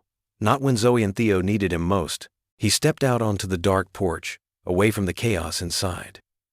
His hands clenched into fists at his sides, trembling with the effort to maintain control. The same darkness that had taken his wife threatened to swallow his daughter, too. "God," he whispered into the night, his voice raw with emotion. "Don't let me lose them, too." Mac's flashlight beam cut through the darkness of Theo's bedroom. His hands trembled slightly as he methodically searched every corner, looking for any clue the children might have left behind.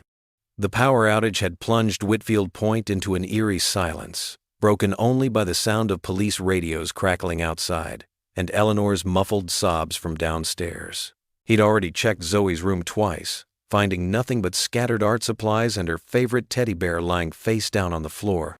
Now, in Theo's room, Mac forced himself to slow down and think like the Army Ranger he once was. Look for patterns. Notice details. Trust your instincts. The beam of light swept across Theo's desk, illuminating scattered sheet music and colored pencils. A sketchbook lay open, its pages ruffling slightly in the breeze from the window. Mac's heart skipped a beat as he recognized Zoe's distinctive drawing style. There, on the page, was a detailed sketch of a pickup truck. His daughter had captured every detail with her usual precision: the dented bumper, the rusty wheel wells, and most importantly, a fish decal clearly visible on the rear window. Beneath the drawing, in Theo's careful handwriting, were 3 words that made Mac's pulse quicken. "Follow the song." "Anna!" Mac called out, his voice tight with urgency. "Anna!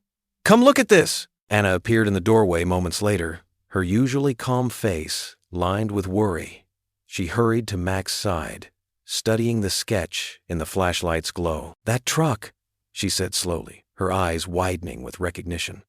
"I've seen it before. Travis's friend, the one who's always hanging around the estate gates, blank N. Dix.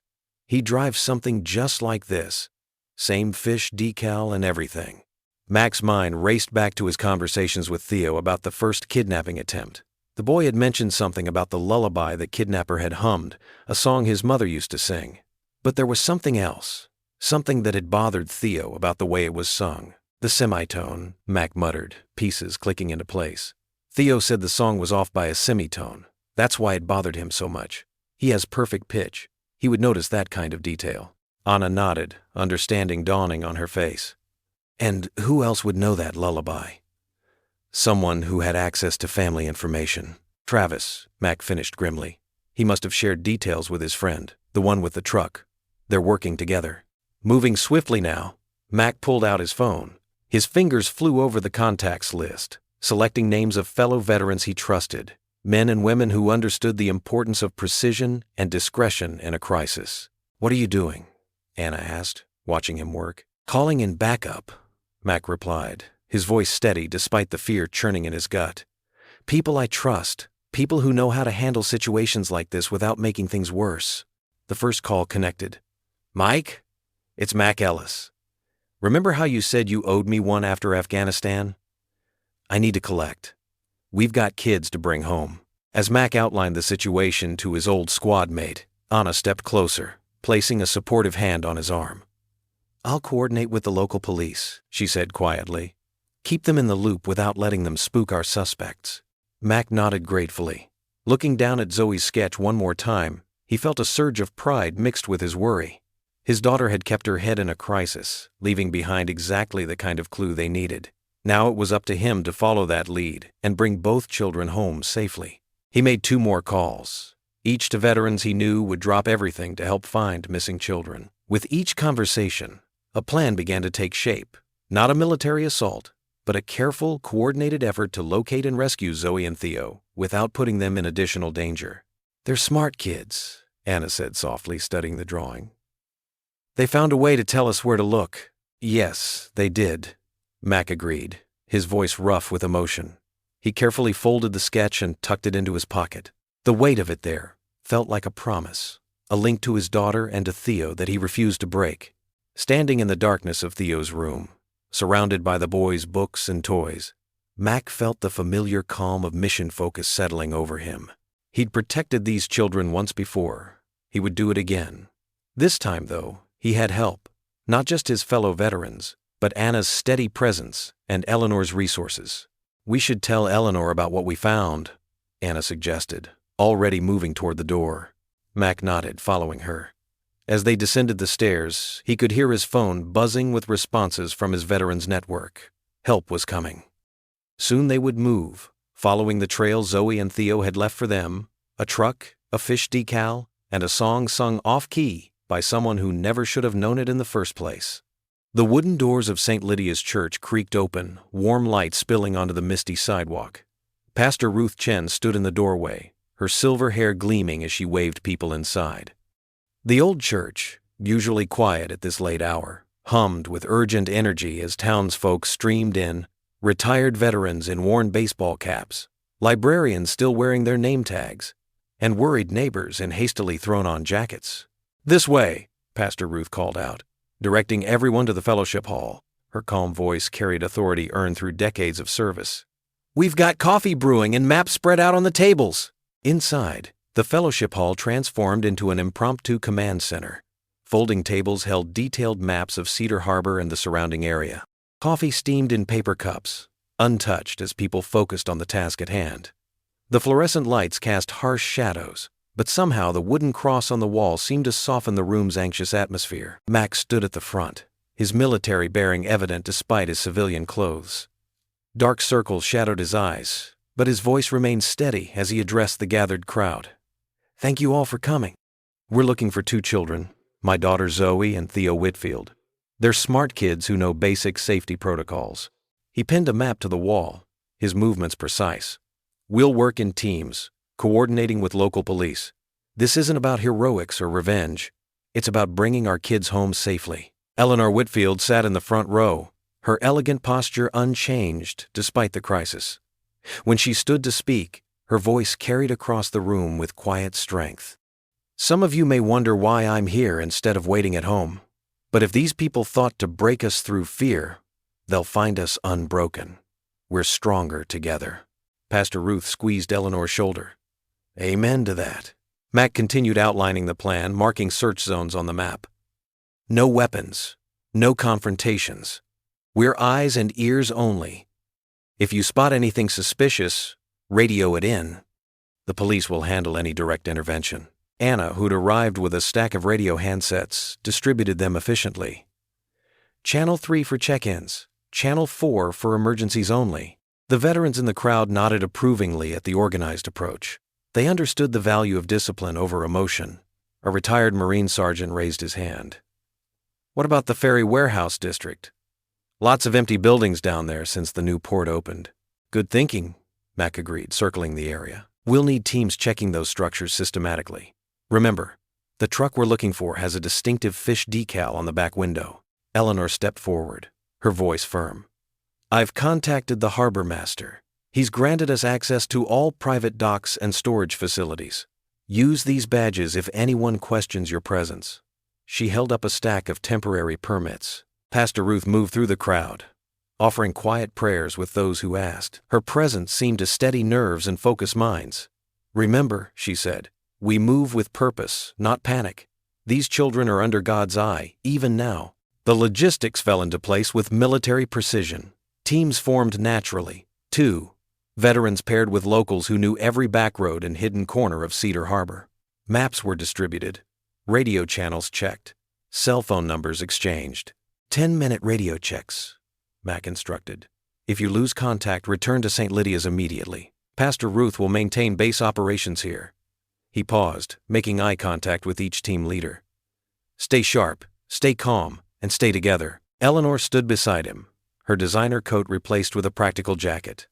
Her face showed no trace of the tears she'd shed earlier. We move as one community tonight, she said. Rich or poor, newcomer or old-timer, none of that matters. What matters is bringing our children home. The assembly nodded in agreement. Someone started humming Amazing Grace, and others joined in softly. The impromptu hymn filled the fellowship hall, replacing fear with resolve. Pastor Ruth raised her hands in a brief blessing. Go with God's speed and wisdom. May your eyes be sharp and your hearts be steady. The group moved out into the parking lot, where a line of vehicles waited. Pickup trucks with fog lights, family SUVs, even Eleanor's town car, all pressed into service for the search. Flashlights bobbed in the mist as teams checked their equipment one final time. Mac did a last radio check from his truck. Base, this is Team 1. Radio check. Pastor Ruth's voice crackled back clearly. Received, Team 1. All teams showing green. Eleanor slipped into the passenger seat beside Mac, her face set with determination. Anna took the back seat, spreading out a detailed map on her lap. No one questioned Eleanor's right to be there. This was her grandson, her family, her community too. The fog had thickened, creating halos around the streetlights. One by one, engines turned over, headlights piercing the darkness. The caravan of vehicles lined up, ready to move out into the night. Each driver knew their assigned search zone, each team prepared for the task ahead. Pastor Ruth stood in the church doorway, her figure silhouetted by the warm light behind her. She raised her hand in blessing as the first vehicles pulled away. The procession of headlights cut through the fog like a river of hope flowing into the darkness, carrying Cedar Harbor's determination to bring its children home. The abandoned ferry warehouse loomed against the foggy shoreline, its weathered walls barely visible in the dim light of dawn. Salt-laden wind whistled through broken windows, carrying the musty scent of rotting wood and rusted metal. Mac's truck crawled to a stop behind a stack of empty shipping containers, headlights off. Eleanor gripped the door handle, her knuckles white. Anna leaned forward from the back seat, studying the building's outline through binoculars. 2 vehicles around back, she whispered. One's the truck with the fish decal. Mac nodded, his military training taking over as he assessed the situation. The warehouse stretched long and low, its loading bays facing the water. Most windows were boarded up, but a few shed weak light from inside. A chain-link fence, bent and rusted, offered little security. Remember, Mac said softly. Police are 4 minutes out. We keep them talking. Keep it calm. He touched the radio at his belt. Base, Team 1 in position. Pastor Ruth's voice crackled back. Received. Police en route. God be with you. They moved silently toward the building, staying in the shadows. Eleanor matched their careful pace, her expensive boots somehow finding silent purchase on the gravel. The veteran volunteers spread out, covering exits with quiet efficiency. At the side door, Mac heard voices echoing inside, a man's angry whisper, then a child's muffled sob. His heart clenched, but his hands remained steady as he tested the handle. Unlocked. The door opened with a slight creak. They entered a narrow hallway lined with old life jackets and faded safety posters. The voices grew clearer, coming from the main storage area. Mac recognized Travis's friend's rough tone, then another voice that made Eleanor stiffen, Pierce Langley. "This wasn't the plan," Pierce hissed. "A simple scare, that's all we needed. Just enough to delay the vote." "Plans change," Travis's friend growled back. "Kids saw too much. Besides, the money's better this way." Mac signaled the others to wait. He eased forward, staying close to the wall, until he could see into the vast storage space. Wooden crates created a maze of shadows. In the center, under harsh fluorescent lights, stood Travis's friend, a bulky man, with a distinctive scar near his ear. He kept one hand on Theo's shoulder. Nearby, Zoe sat cross-legged on a crate, her expression more angry than afraid. Her tablet lay beside her, its camera lens glinting. Pierce paced, his polished shoes clicking on concrete. His usual smooth manner had cracked, showing raw panic beneath. "This is insanity. Release them now, before—" "Before what?" The scarred man sneered. "Before your precious reputation gets dirty? Too late for that, Mr. CFO." Mac stepped into the light, hands raised, voice calm but carrying. "Let's talk about better choices." Everyone froze. Pierce's face drained of color. The scarred man's hand tightened on Theo's shoulder, making the boy whimper. "Easy now," Mac continued, moving slowly forward.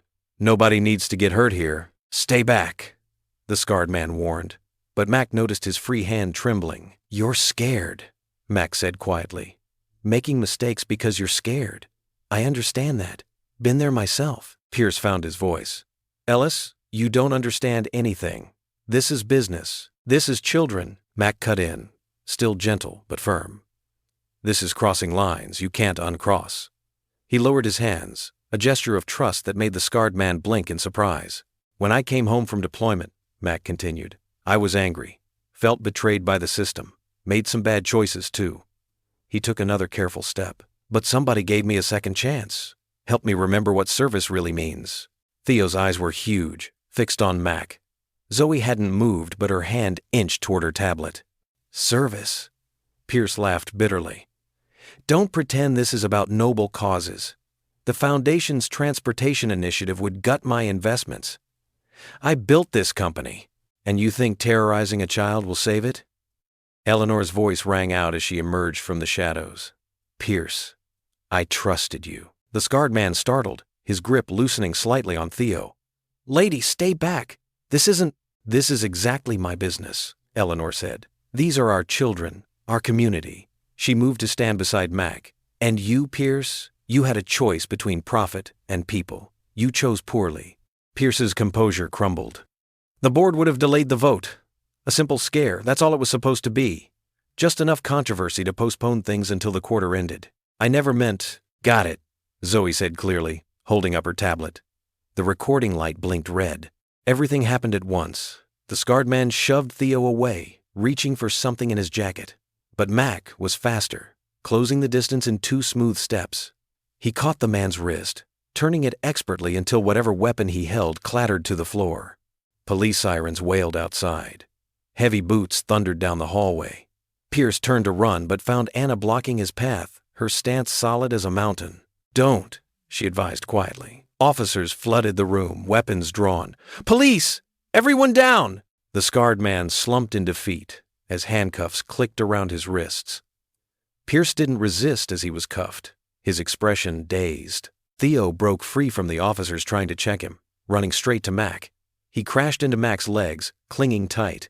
Mac knelt, wrapping the boy in a protective embrace. "You came," Theo whispered. "Of course I did, buddy."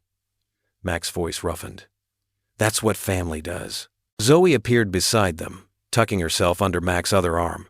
Eleanor joined them, tears flowing freely now as she gathered both children close. The convoy of vehicles wound its way back to Whitfield Point through the lifting fog. Exhaustion lined every face, but relief warmed every heart. In the lead car, Mac drove steadily while Eleanor sat in the back, arms wrapped protectively around both Theo and Zoe. The children had fallen into an exhausted sleep against her shoulders. As they pulled up to the mansion's circular drive, the sky was just beginning to lighten with the promise of dawn.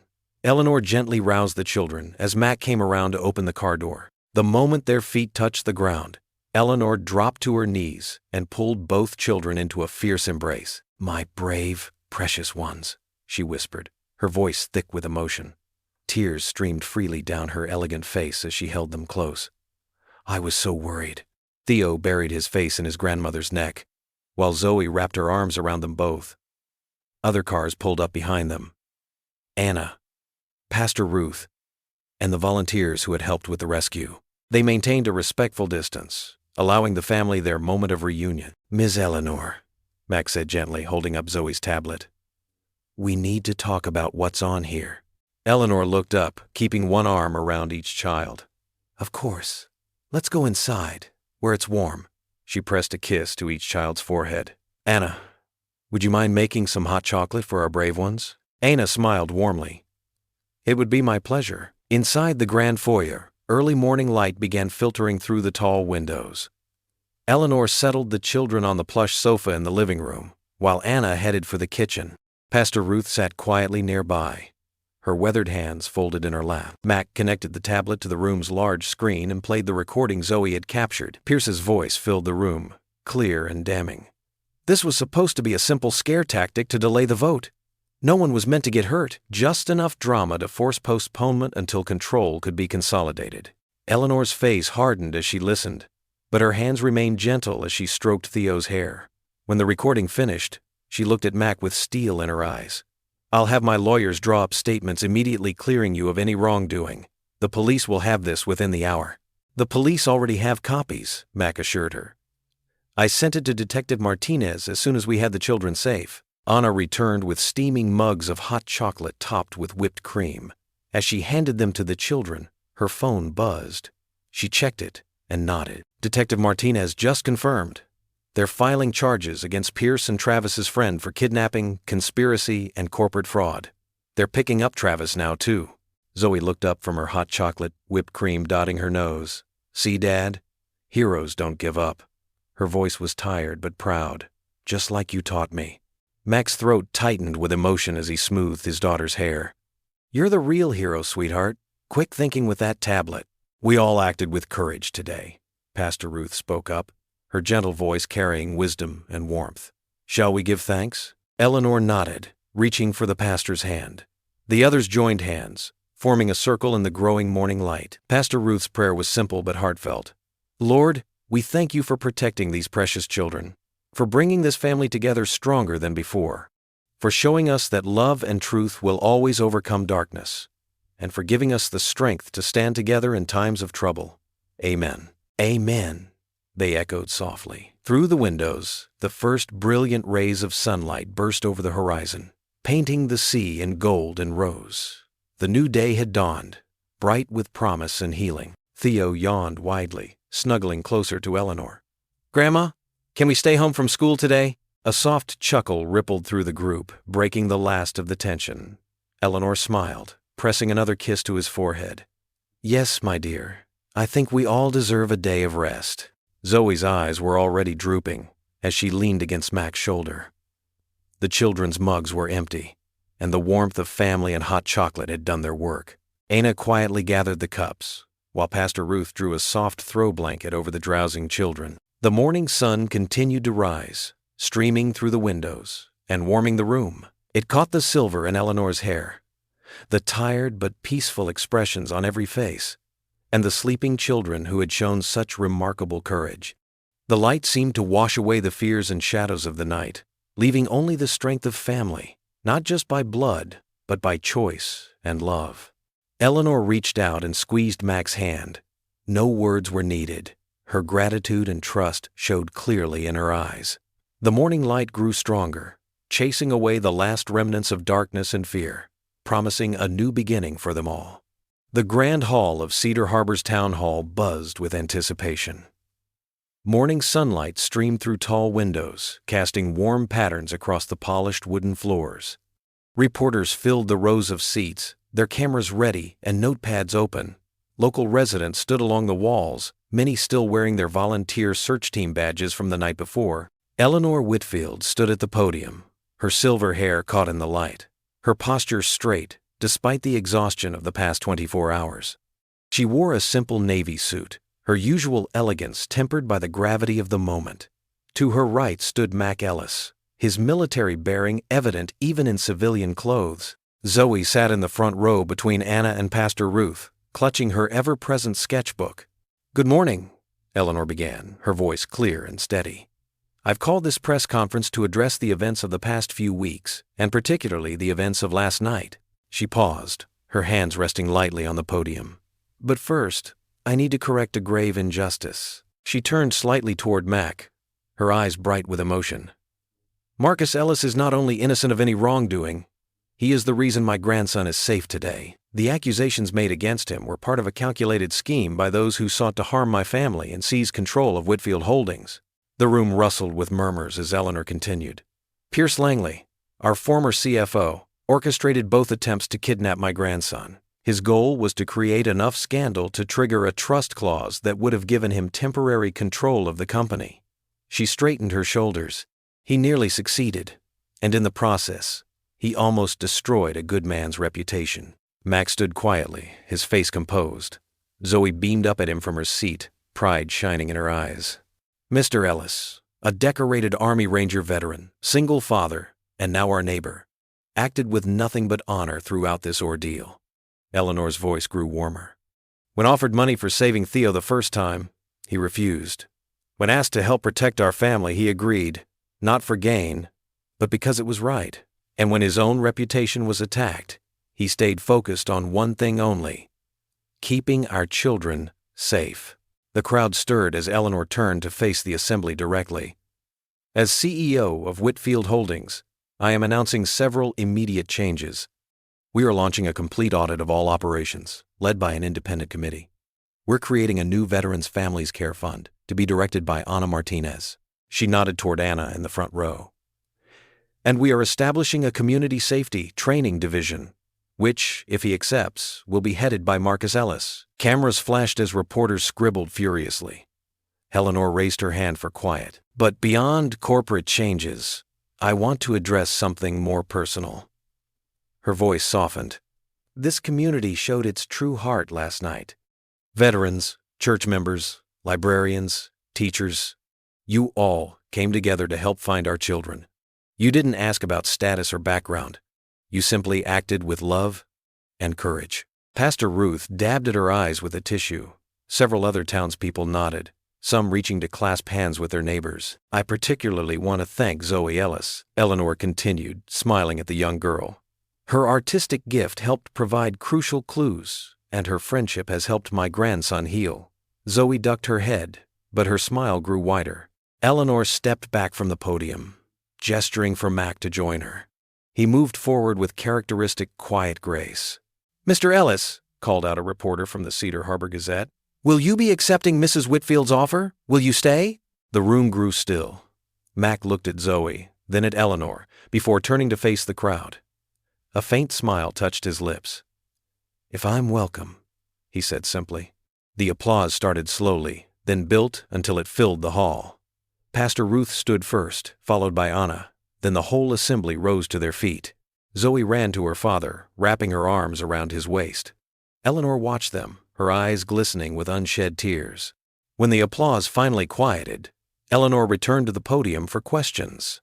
Reporters raised their hands, eager for details about Pierce's arrest, the company reforms, and the new community initiatives. Through it all, Mac remained a steady presence at her side, his quiet strength a reminder of how much had changed in just a few weeks. The morning sun climbed higher, warming the hall as the press conference continued. In the front row, Zoe opened her sketchbook and began to draw. Her pencil moved quickly across the paper, capturing the scene. Her father standing tall, Eleanor speaking with renewed purpose, and the community gathered together, not in fear this time, but in hope. Sunlight filtered through the floor-to-ceiling windows of the Whitfield Foundation's boardroom, casting long shadows across the polished mahogany table. The room hummed with quiet conversation as board members settled into their leather chairs, papers rustling and coffee cups clinking against saucers. Eleanor stood at the head of the table, her silver hair gleaming in the morning light. She wore a cream-colored blazer, her posture straight but relaxed. Ana Delgado sat to her right, dressed in a simple blue dress that matched her calm demeanor. Mac Ellis, in a pressed navy suit that still couldn't hide his military bearing, sat beside Ana. "Ladies and gentlemen," Eleanor began, her voice clear and strong, "recent events have shown us both the challenges we face and the strength of our community. Today, we make changes that will ensure the Foundation better serves all our neighbors." She gestured to Ana, who smiled warmly. "I'm pleased to introduce Ana Delgado as the director of our new Veterans Families Care Fund. Her decades of nonprofit experience and dedication to service make her the perfect choice to lead this initiative." Ana stood, her hands clasped in front of her. "Thank you, Eleanor. This fund will focus on practical support, housing assistance, job training, child care, and mental health services for veterans and their families.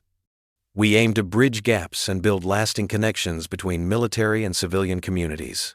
Several board members nodded approvingly.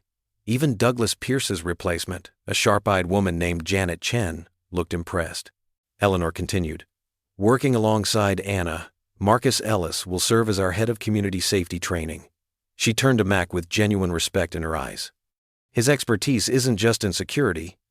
It's in bringing people together, teaching practical skills, and showing us how safety grows from mutual trust." Mac stood slowly, his expression thoughtful. "Thank you, ma'am. But this isn't about titles. It's about service." His voice carried easily, years of command, presence evident but softened by humility. "Every person deserves to feel secure in their community. That comes from knowledge, preparation, and neighbors looking out for each other." The board members listened intently. Even those who had initially opposed changes seemed moved by his sincerity.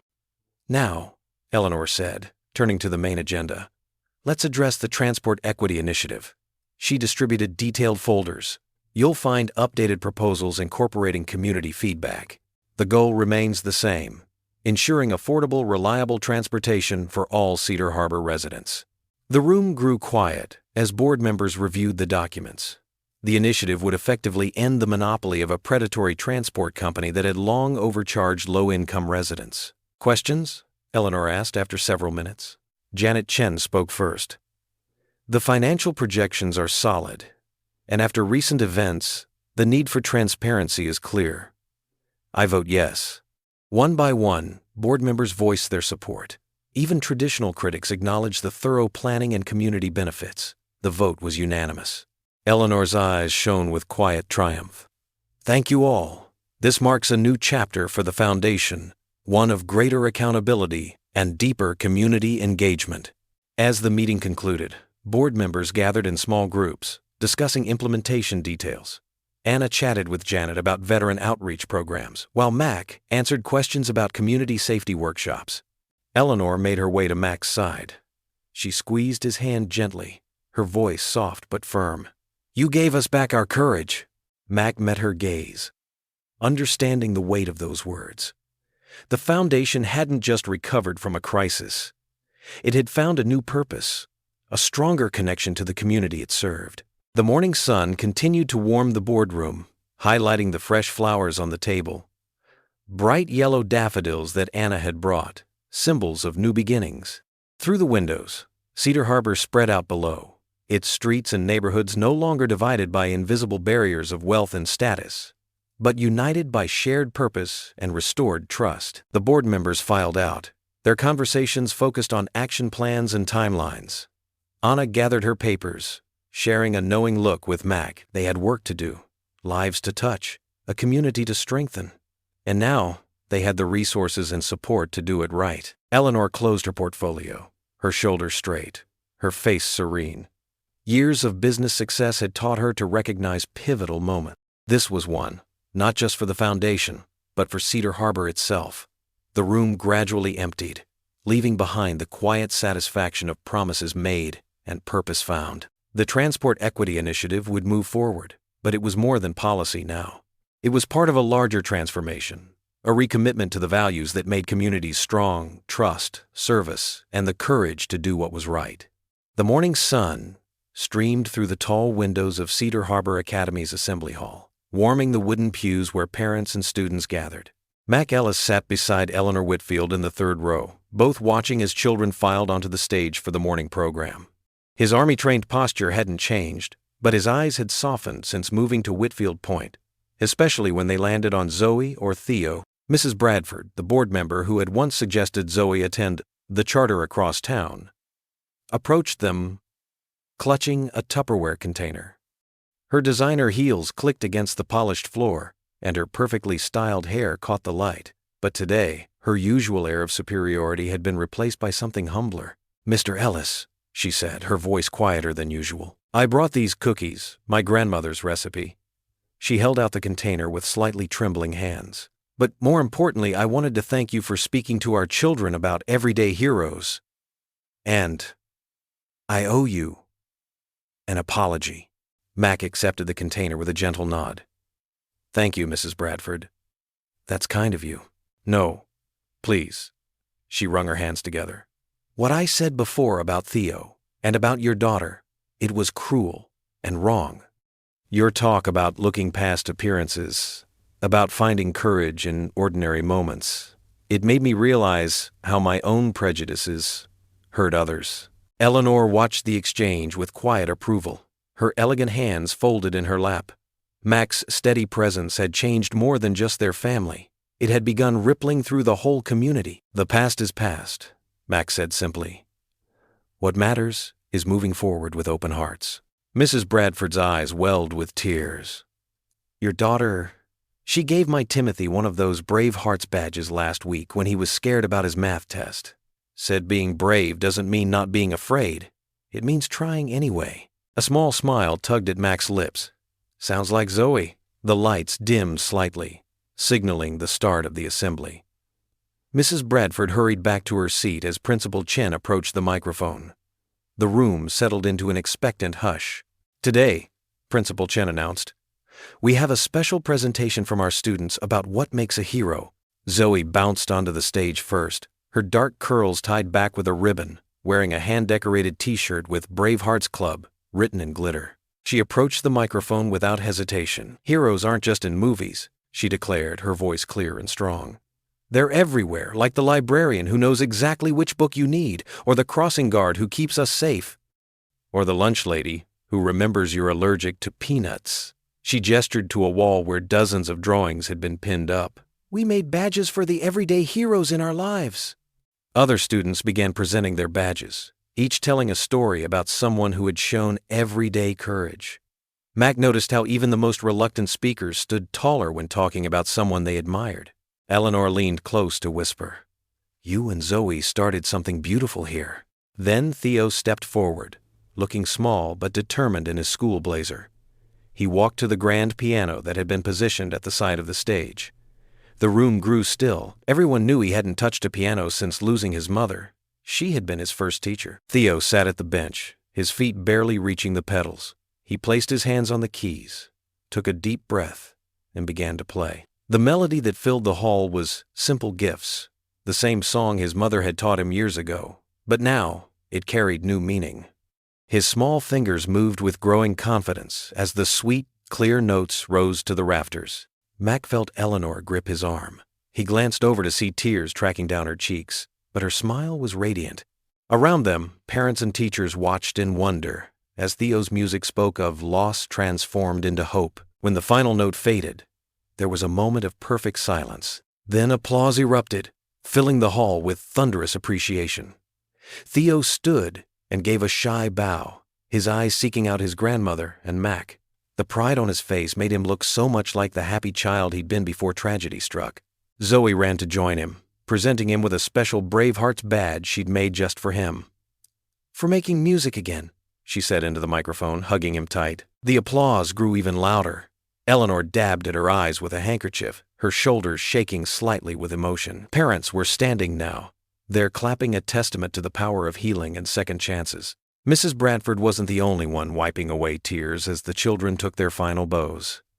The assembly hall rang with joy and appreciation, a symphony of clapping hands and sniffling noses, celebrating not just talent but courage, the everyday kind that changed lives one small moment at a time. Through it all, Max sat steady and strong, watching the children beam under the warm applause.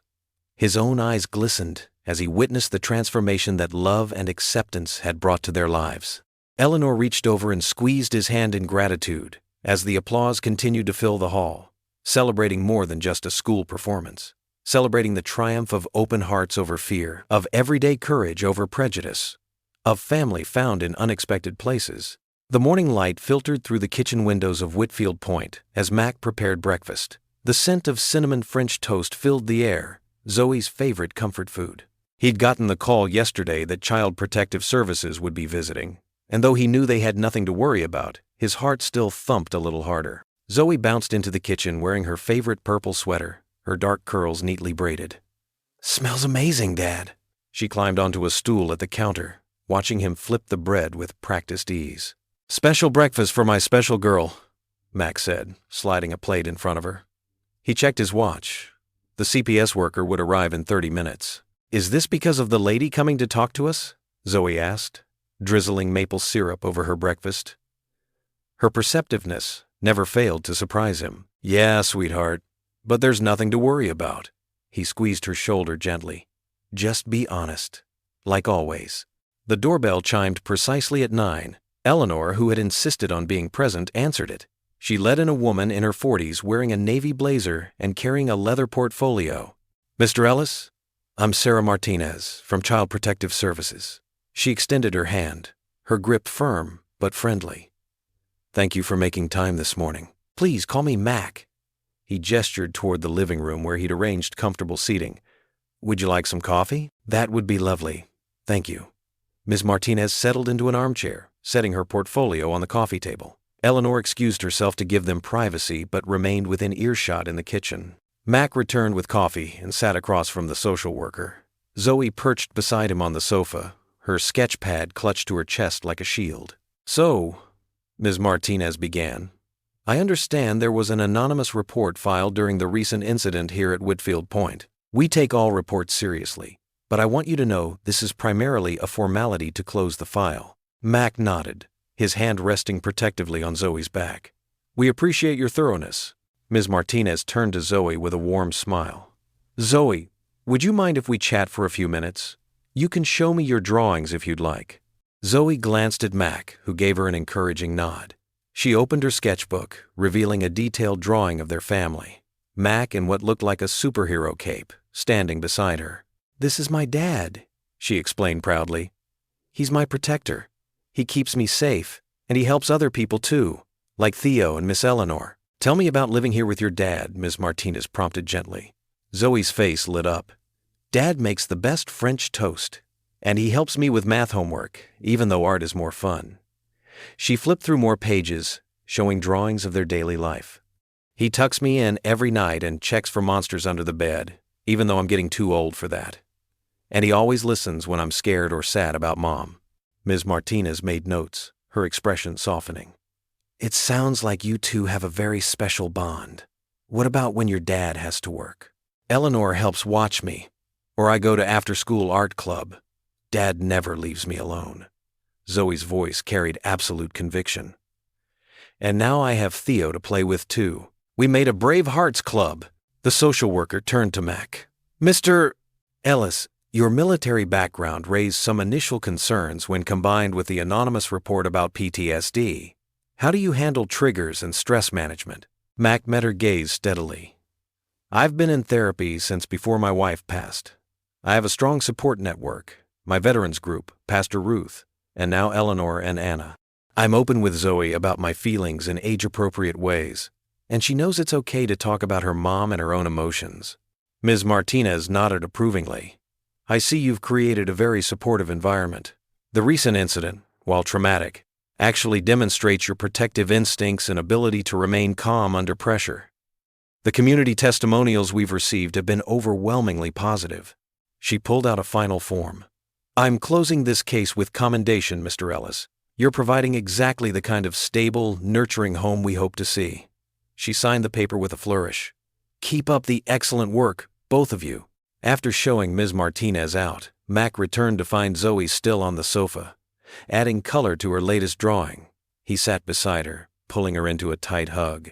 We're safe, baby girl, he whispered into her hair, his voice thick with emotion. Zoe hugged him back fiercely. I know, Dad. We always will be when we're together. The morning sun streamed through St. Lydia's stained glass windows, painting rainbow patterns across the newly renovated community hall. What had once been a simple gathering space now buzzed with energy and purpose. Colorful drawings lined the freshly painted walls, each one depicting everyday heroes through children's eyes: firefighters, teachers, grandparents, and friends. Max stood at the back of the crowded room, taking in the scene with quiet pride. Folding chairs filled the space, packed with familiar faces from Cedar Harbor.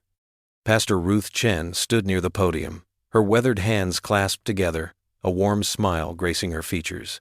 The entire town seemed to have turned out for the dedication of the Brave Heart Center. Zoe fidgeted beside him in her best blue dress, clutching a rolled-up piece of paper.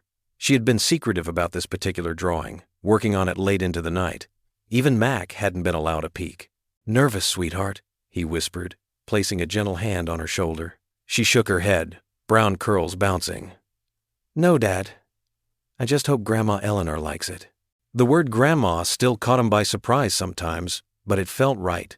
In the weeks since the warehouse incident, Eleanor had become family in all the ways that mattered. At the front of the room, Eleanor approached the podium. Her silver hair caught the morning light, and her eyes sparkled with emotion as she surveyed the gathered crowd. She wore a simple blue blazer. No flashy jewelry or power suits today. This wasn't about Whitfield Holdings or business dealings. This was about community. Friends and neighbors, Eleanor began, her voice steady and warm. When my late husband Richard and I first moved to Cedar Harbor, we dreamed of creating a place where people could come together, where children could feel safe, and where kindness would be celebrated. She paused, drawing a deep breath. But somewhere along the way, we lost sight of what truly matters. We built walls instead of bridges. The room fell silent, everyone hanging on her words. In the front row, Theo sat straight-backed, his small hand intertwined with Ana's. He'd come so far from the frightened boy in the library. It took nearly losing everything, Eleanor continued, to remember what community really means. It's not about wealth or status. It's about people looking out for each other. It's about veterans teaching safety classes to our children. It's about librarians who notice when something's wrong. It's about fathers who step up to protect not just their own kids, but everyone's children. Mac felt his chest tighten as several heads turned his way. He focused on breathing steady, the way he'd taught Theo to do when anxiety crept in. The Brave Heart Center isn't just a room with some drawings, Eleanor said, gesturing to the walls around them. It's a promise to remember what we learned. That heroes don't wear capes. They wear work uniforms and aprons and sometimes even security badges. She smiled directly at Mac.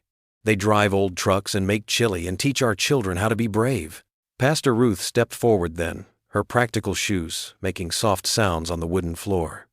Before we cut the ribbon, we have a special presentation.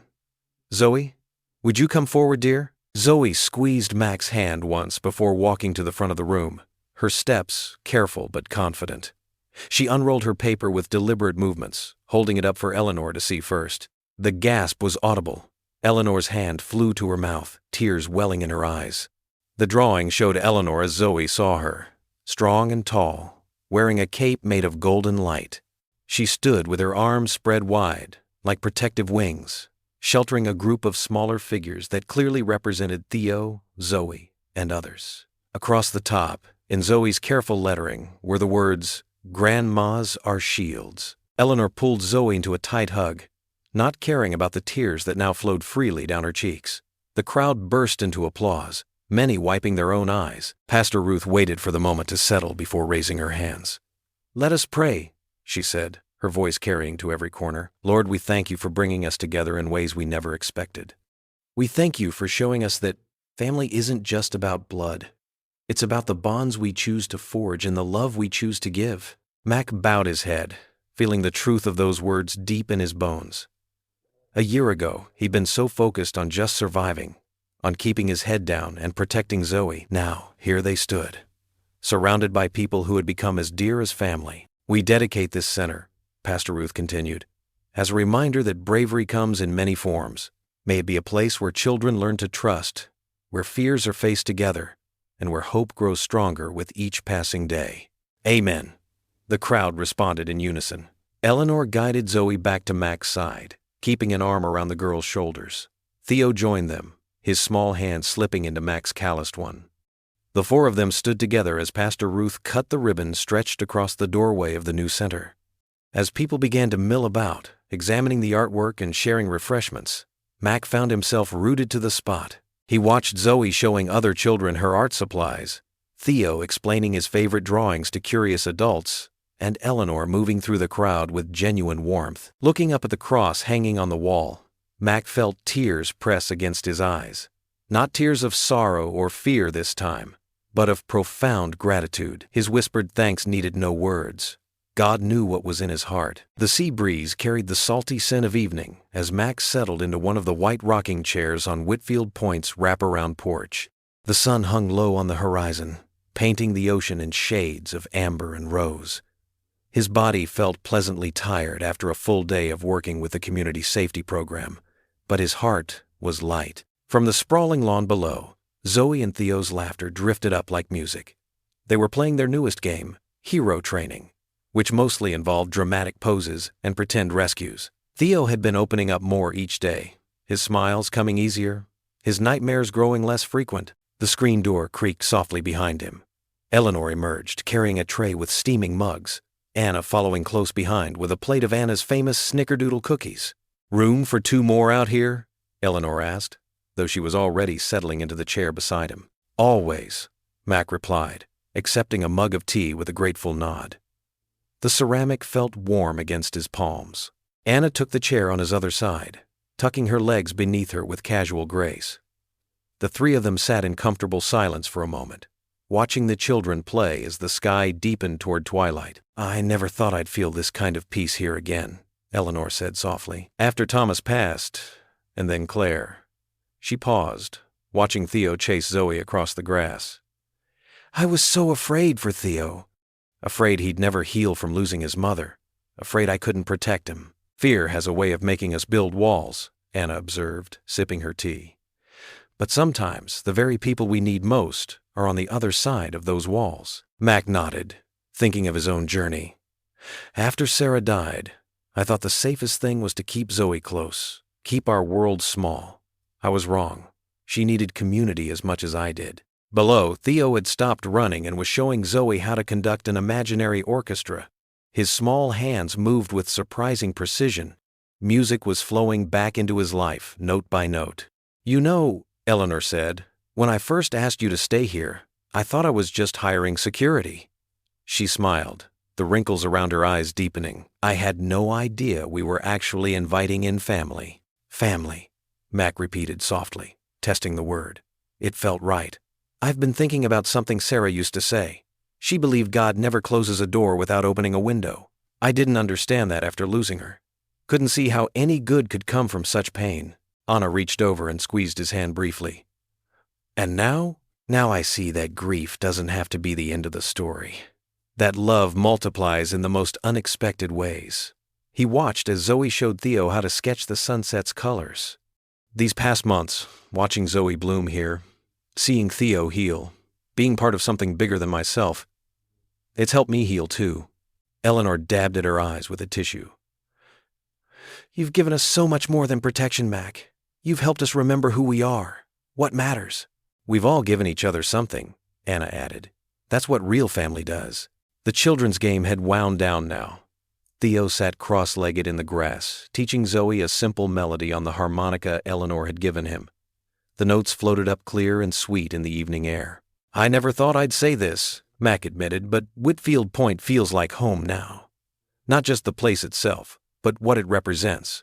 Second chances, chosen family, healing, It is your home, Eleanor said firmly. For as long as you and Zoe want it to be. She smiled at Anna. All of us, together. The last rays of sun painted the clouds in deep purple and gold.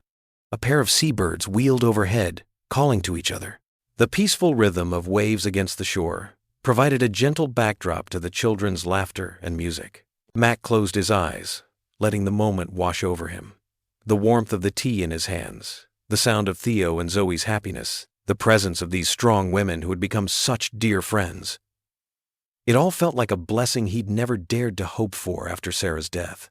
He thought of the letter he'd written to God in those dark days after losing her, full of pain and questions. Now he understood that sometimes answers come slowly, in unexpected packages. A little girl's drawings, a boy's healing heart, an elderly woman's trust, a community's embrace. Zoe's voice carried up from the lawn. "Dad, come see what Theo taught me." "Go on," Anna urged with a gentle smile. "They're waiting for you." As Mac stood, Eleanor caught his hand. "Thank you," she said simply, "for helping us become a family again." He squeezed her hand in response, words unnecessary between them now. The kids were waving enthusiastically, their faces bright with joy in the gathering dusk. As Mac started down the porch steps, the sea breeze carried the mingled sounds of waves, laughter, and harmonica notes. For the first time in years, Mac Ellis knew he was exactly where God wanted him to be. What would you do if you were in their place? Comment your answer below and let's see how you'd rewrite the ending. If you enjoyed the story of Marcus Mac Ellis, I handpicked the next story that you will enjoy. Please don't miss this one. Click here to watch it.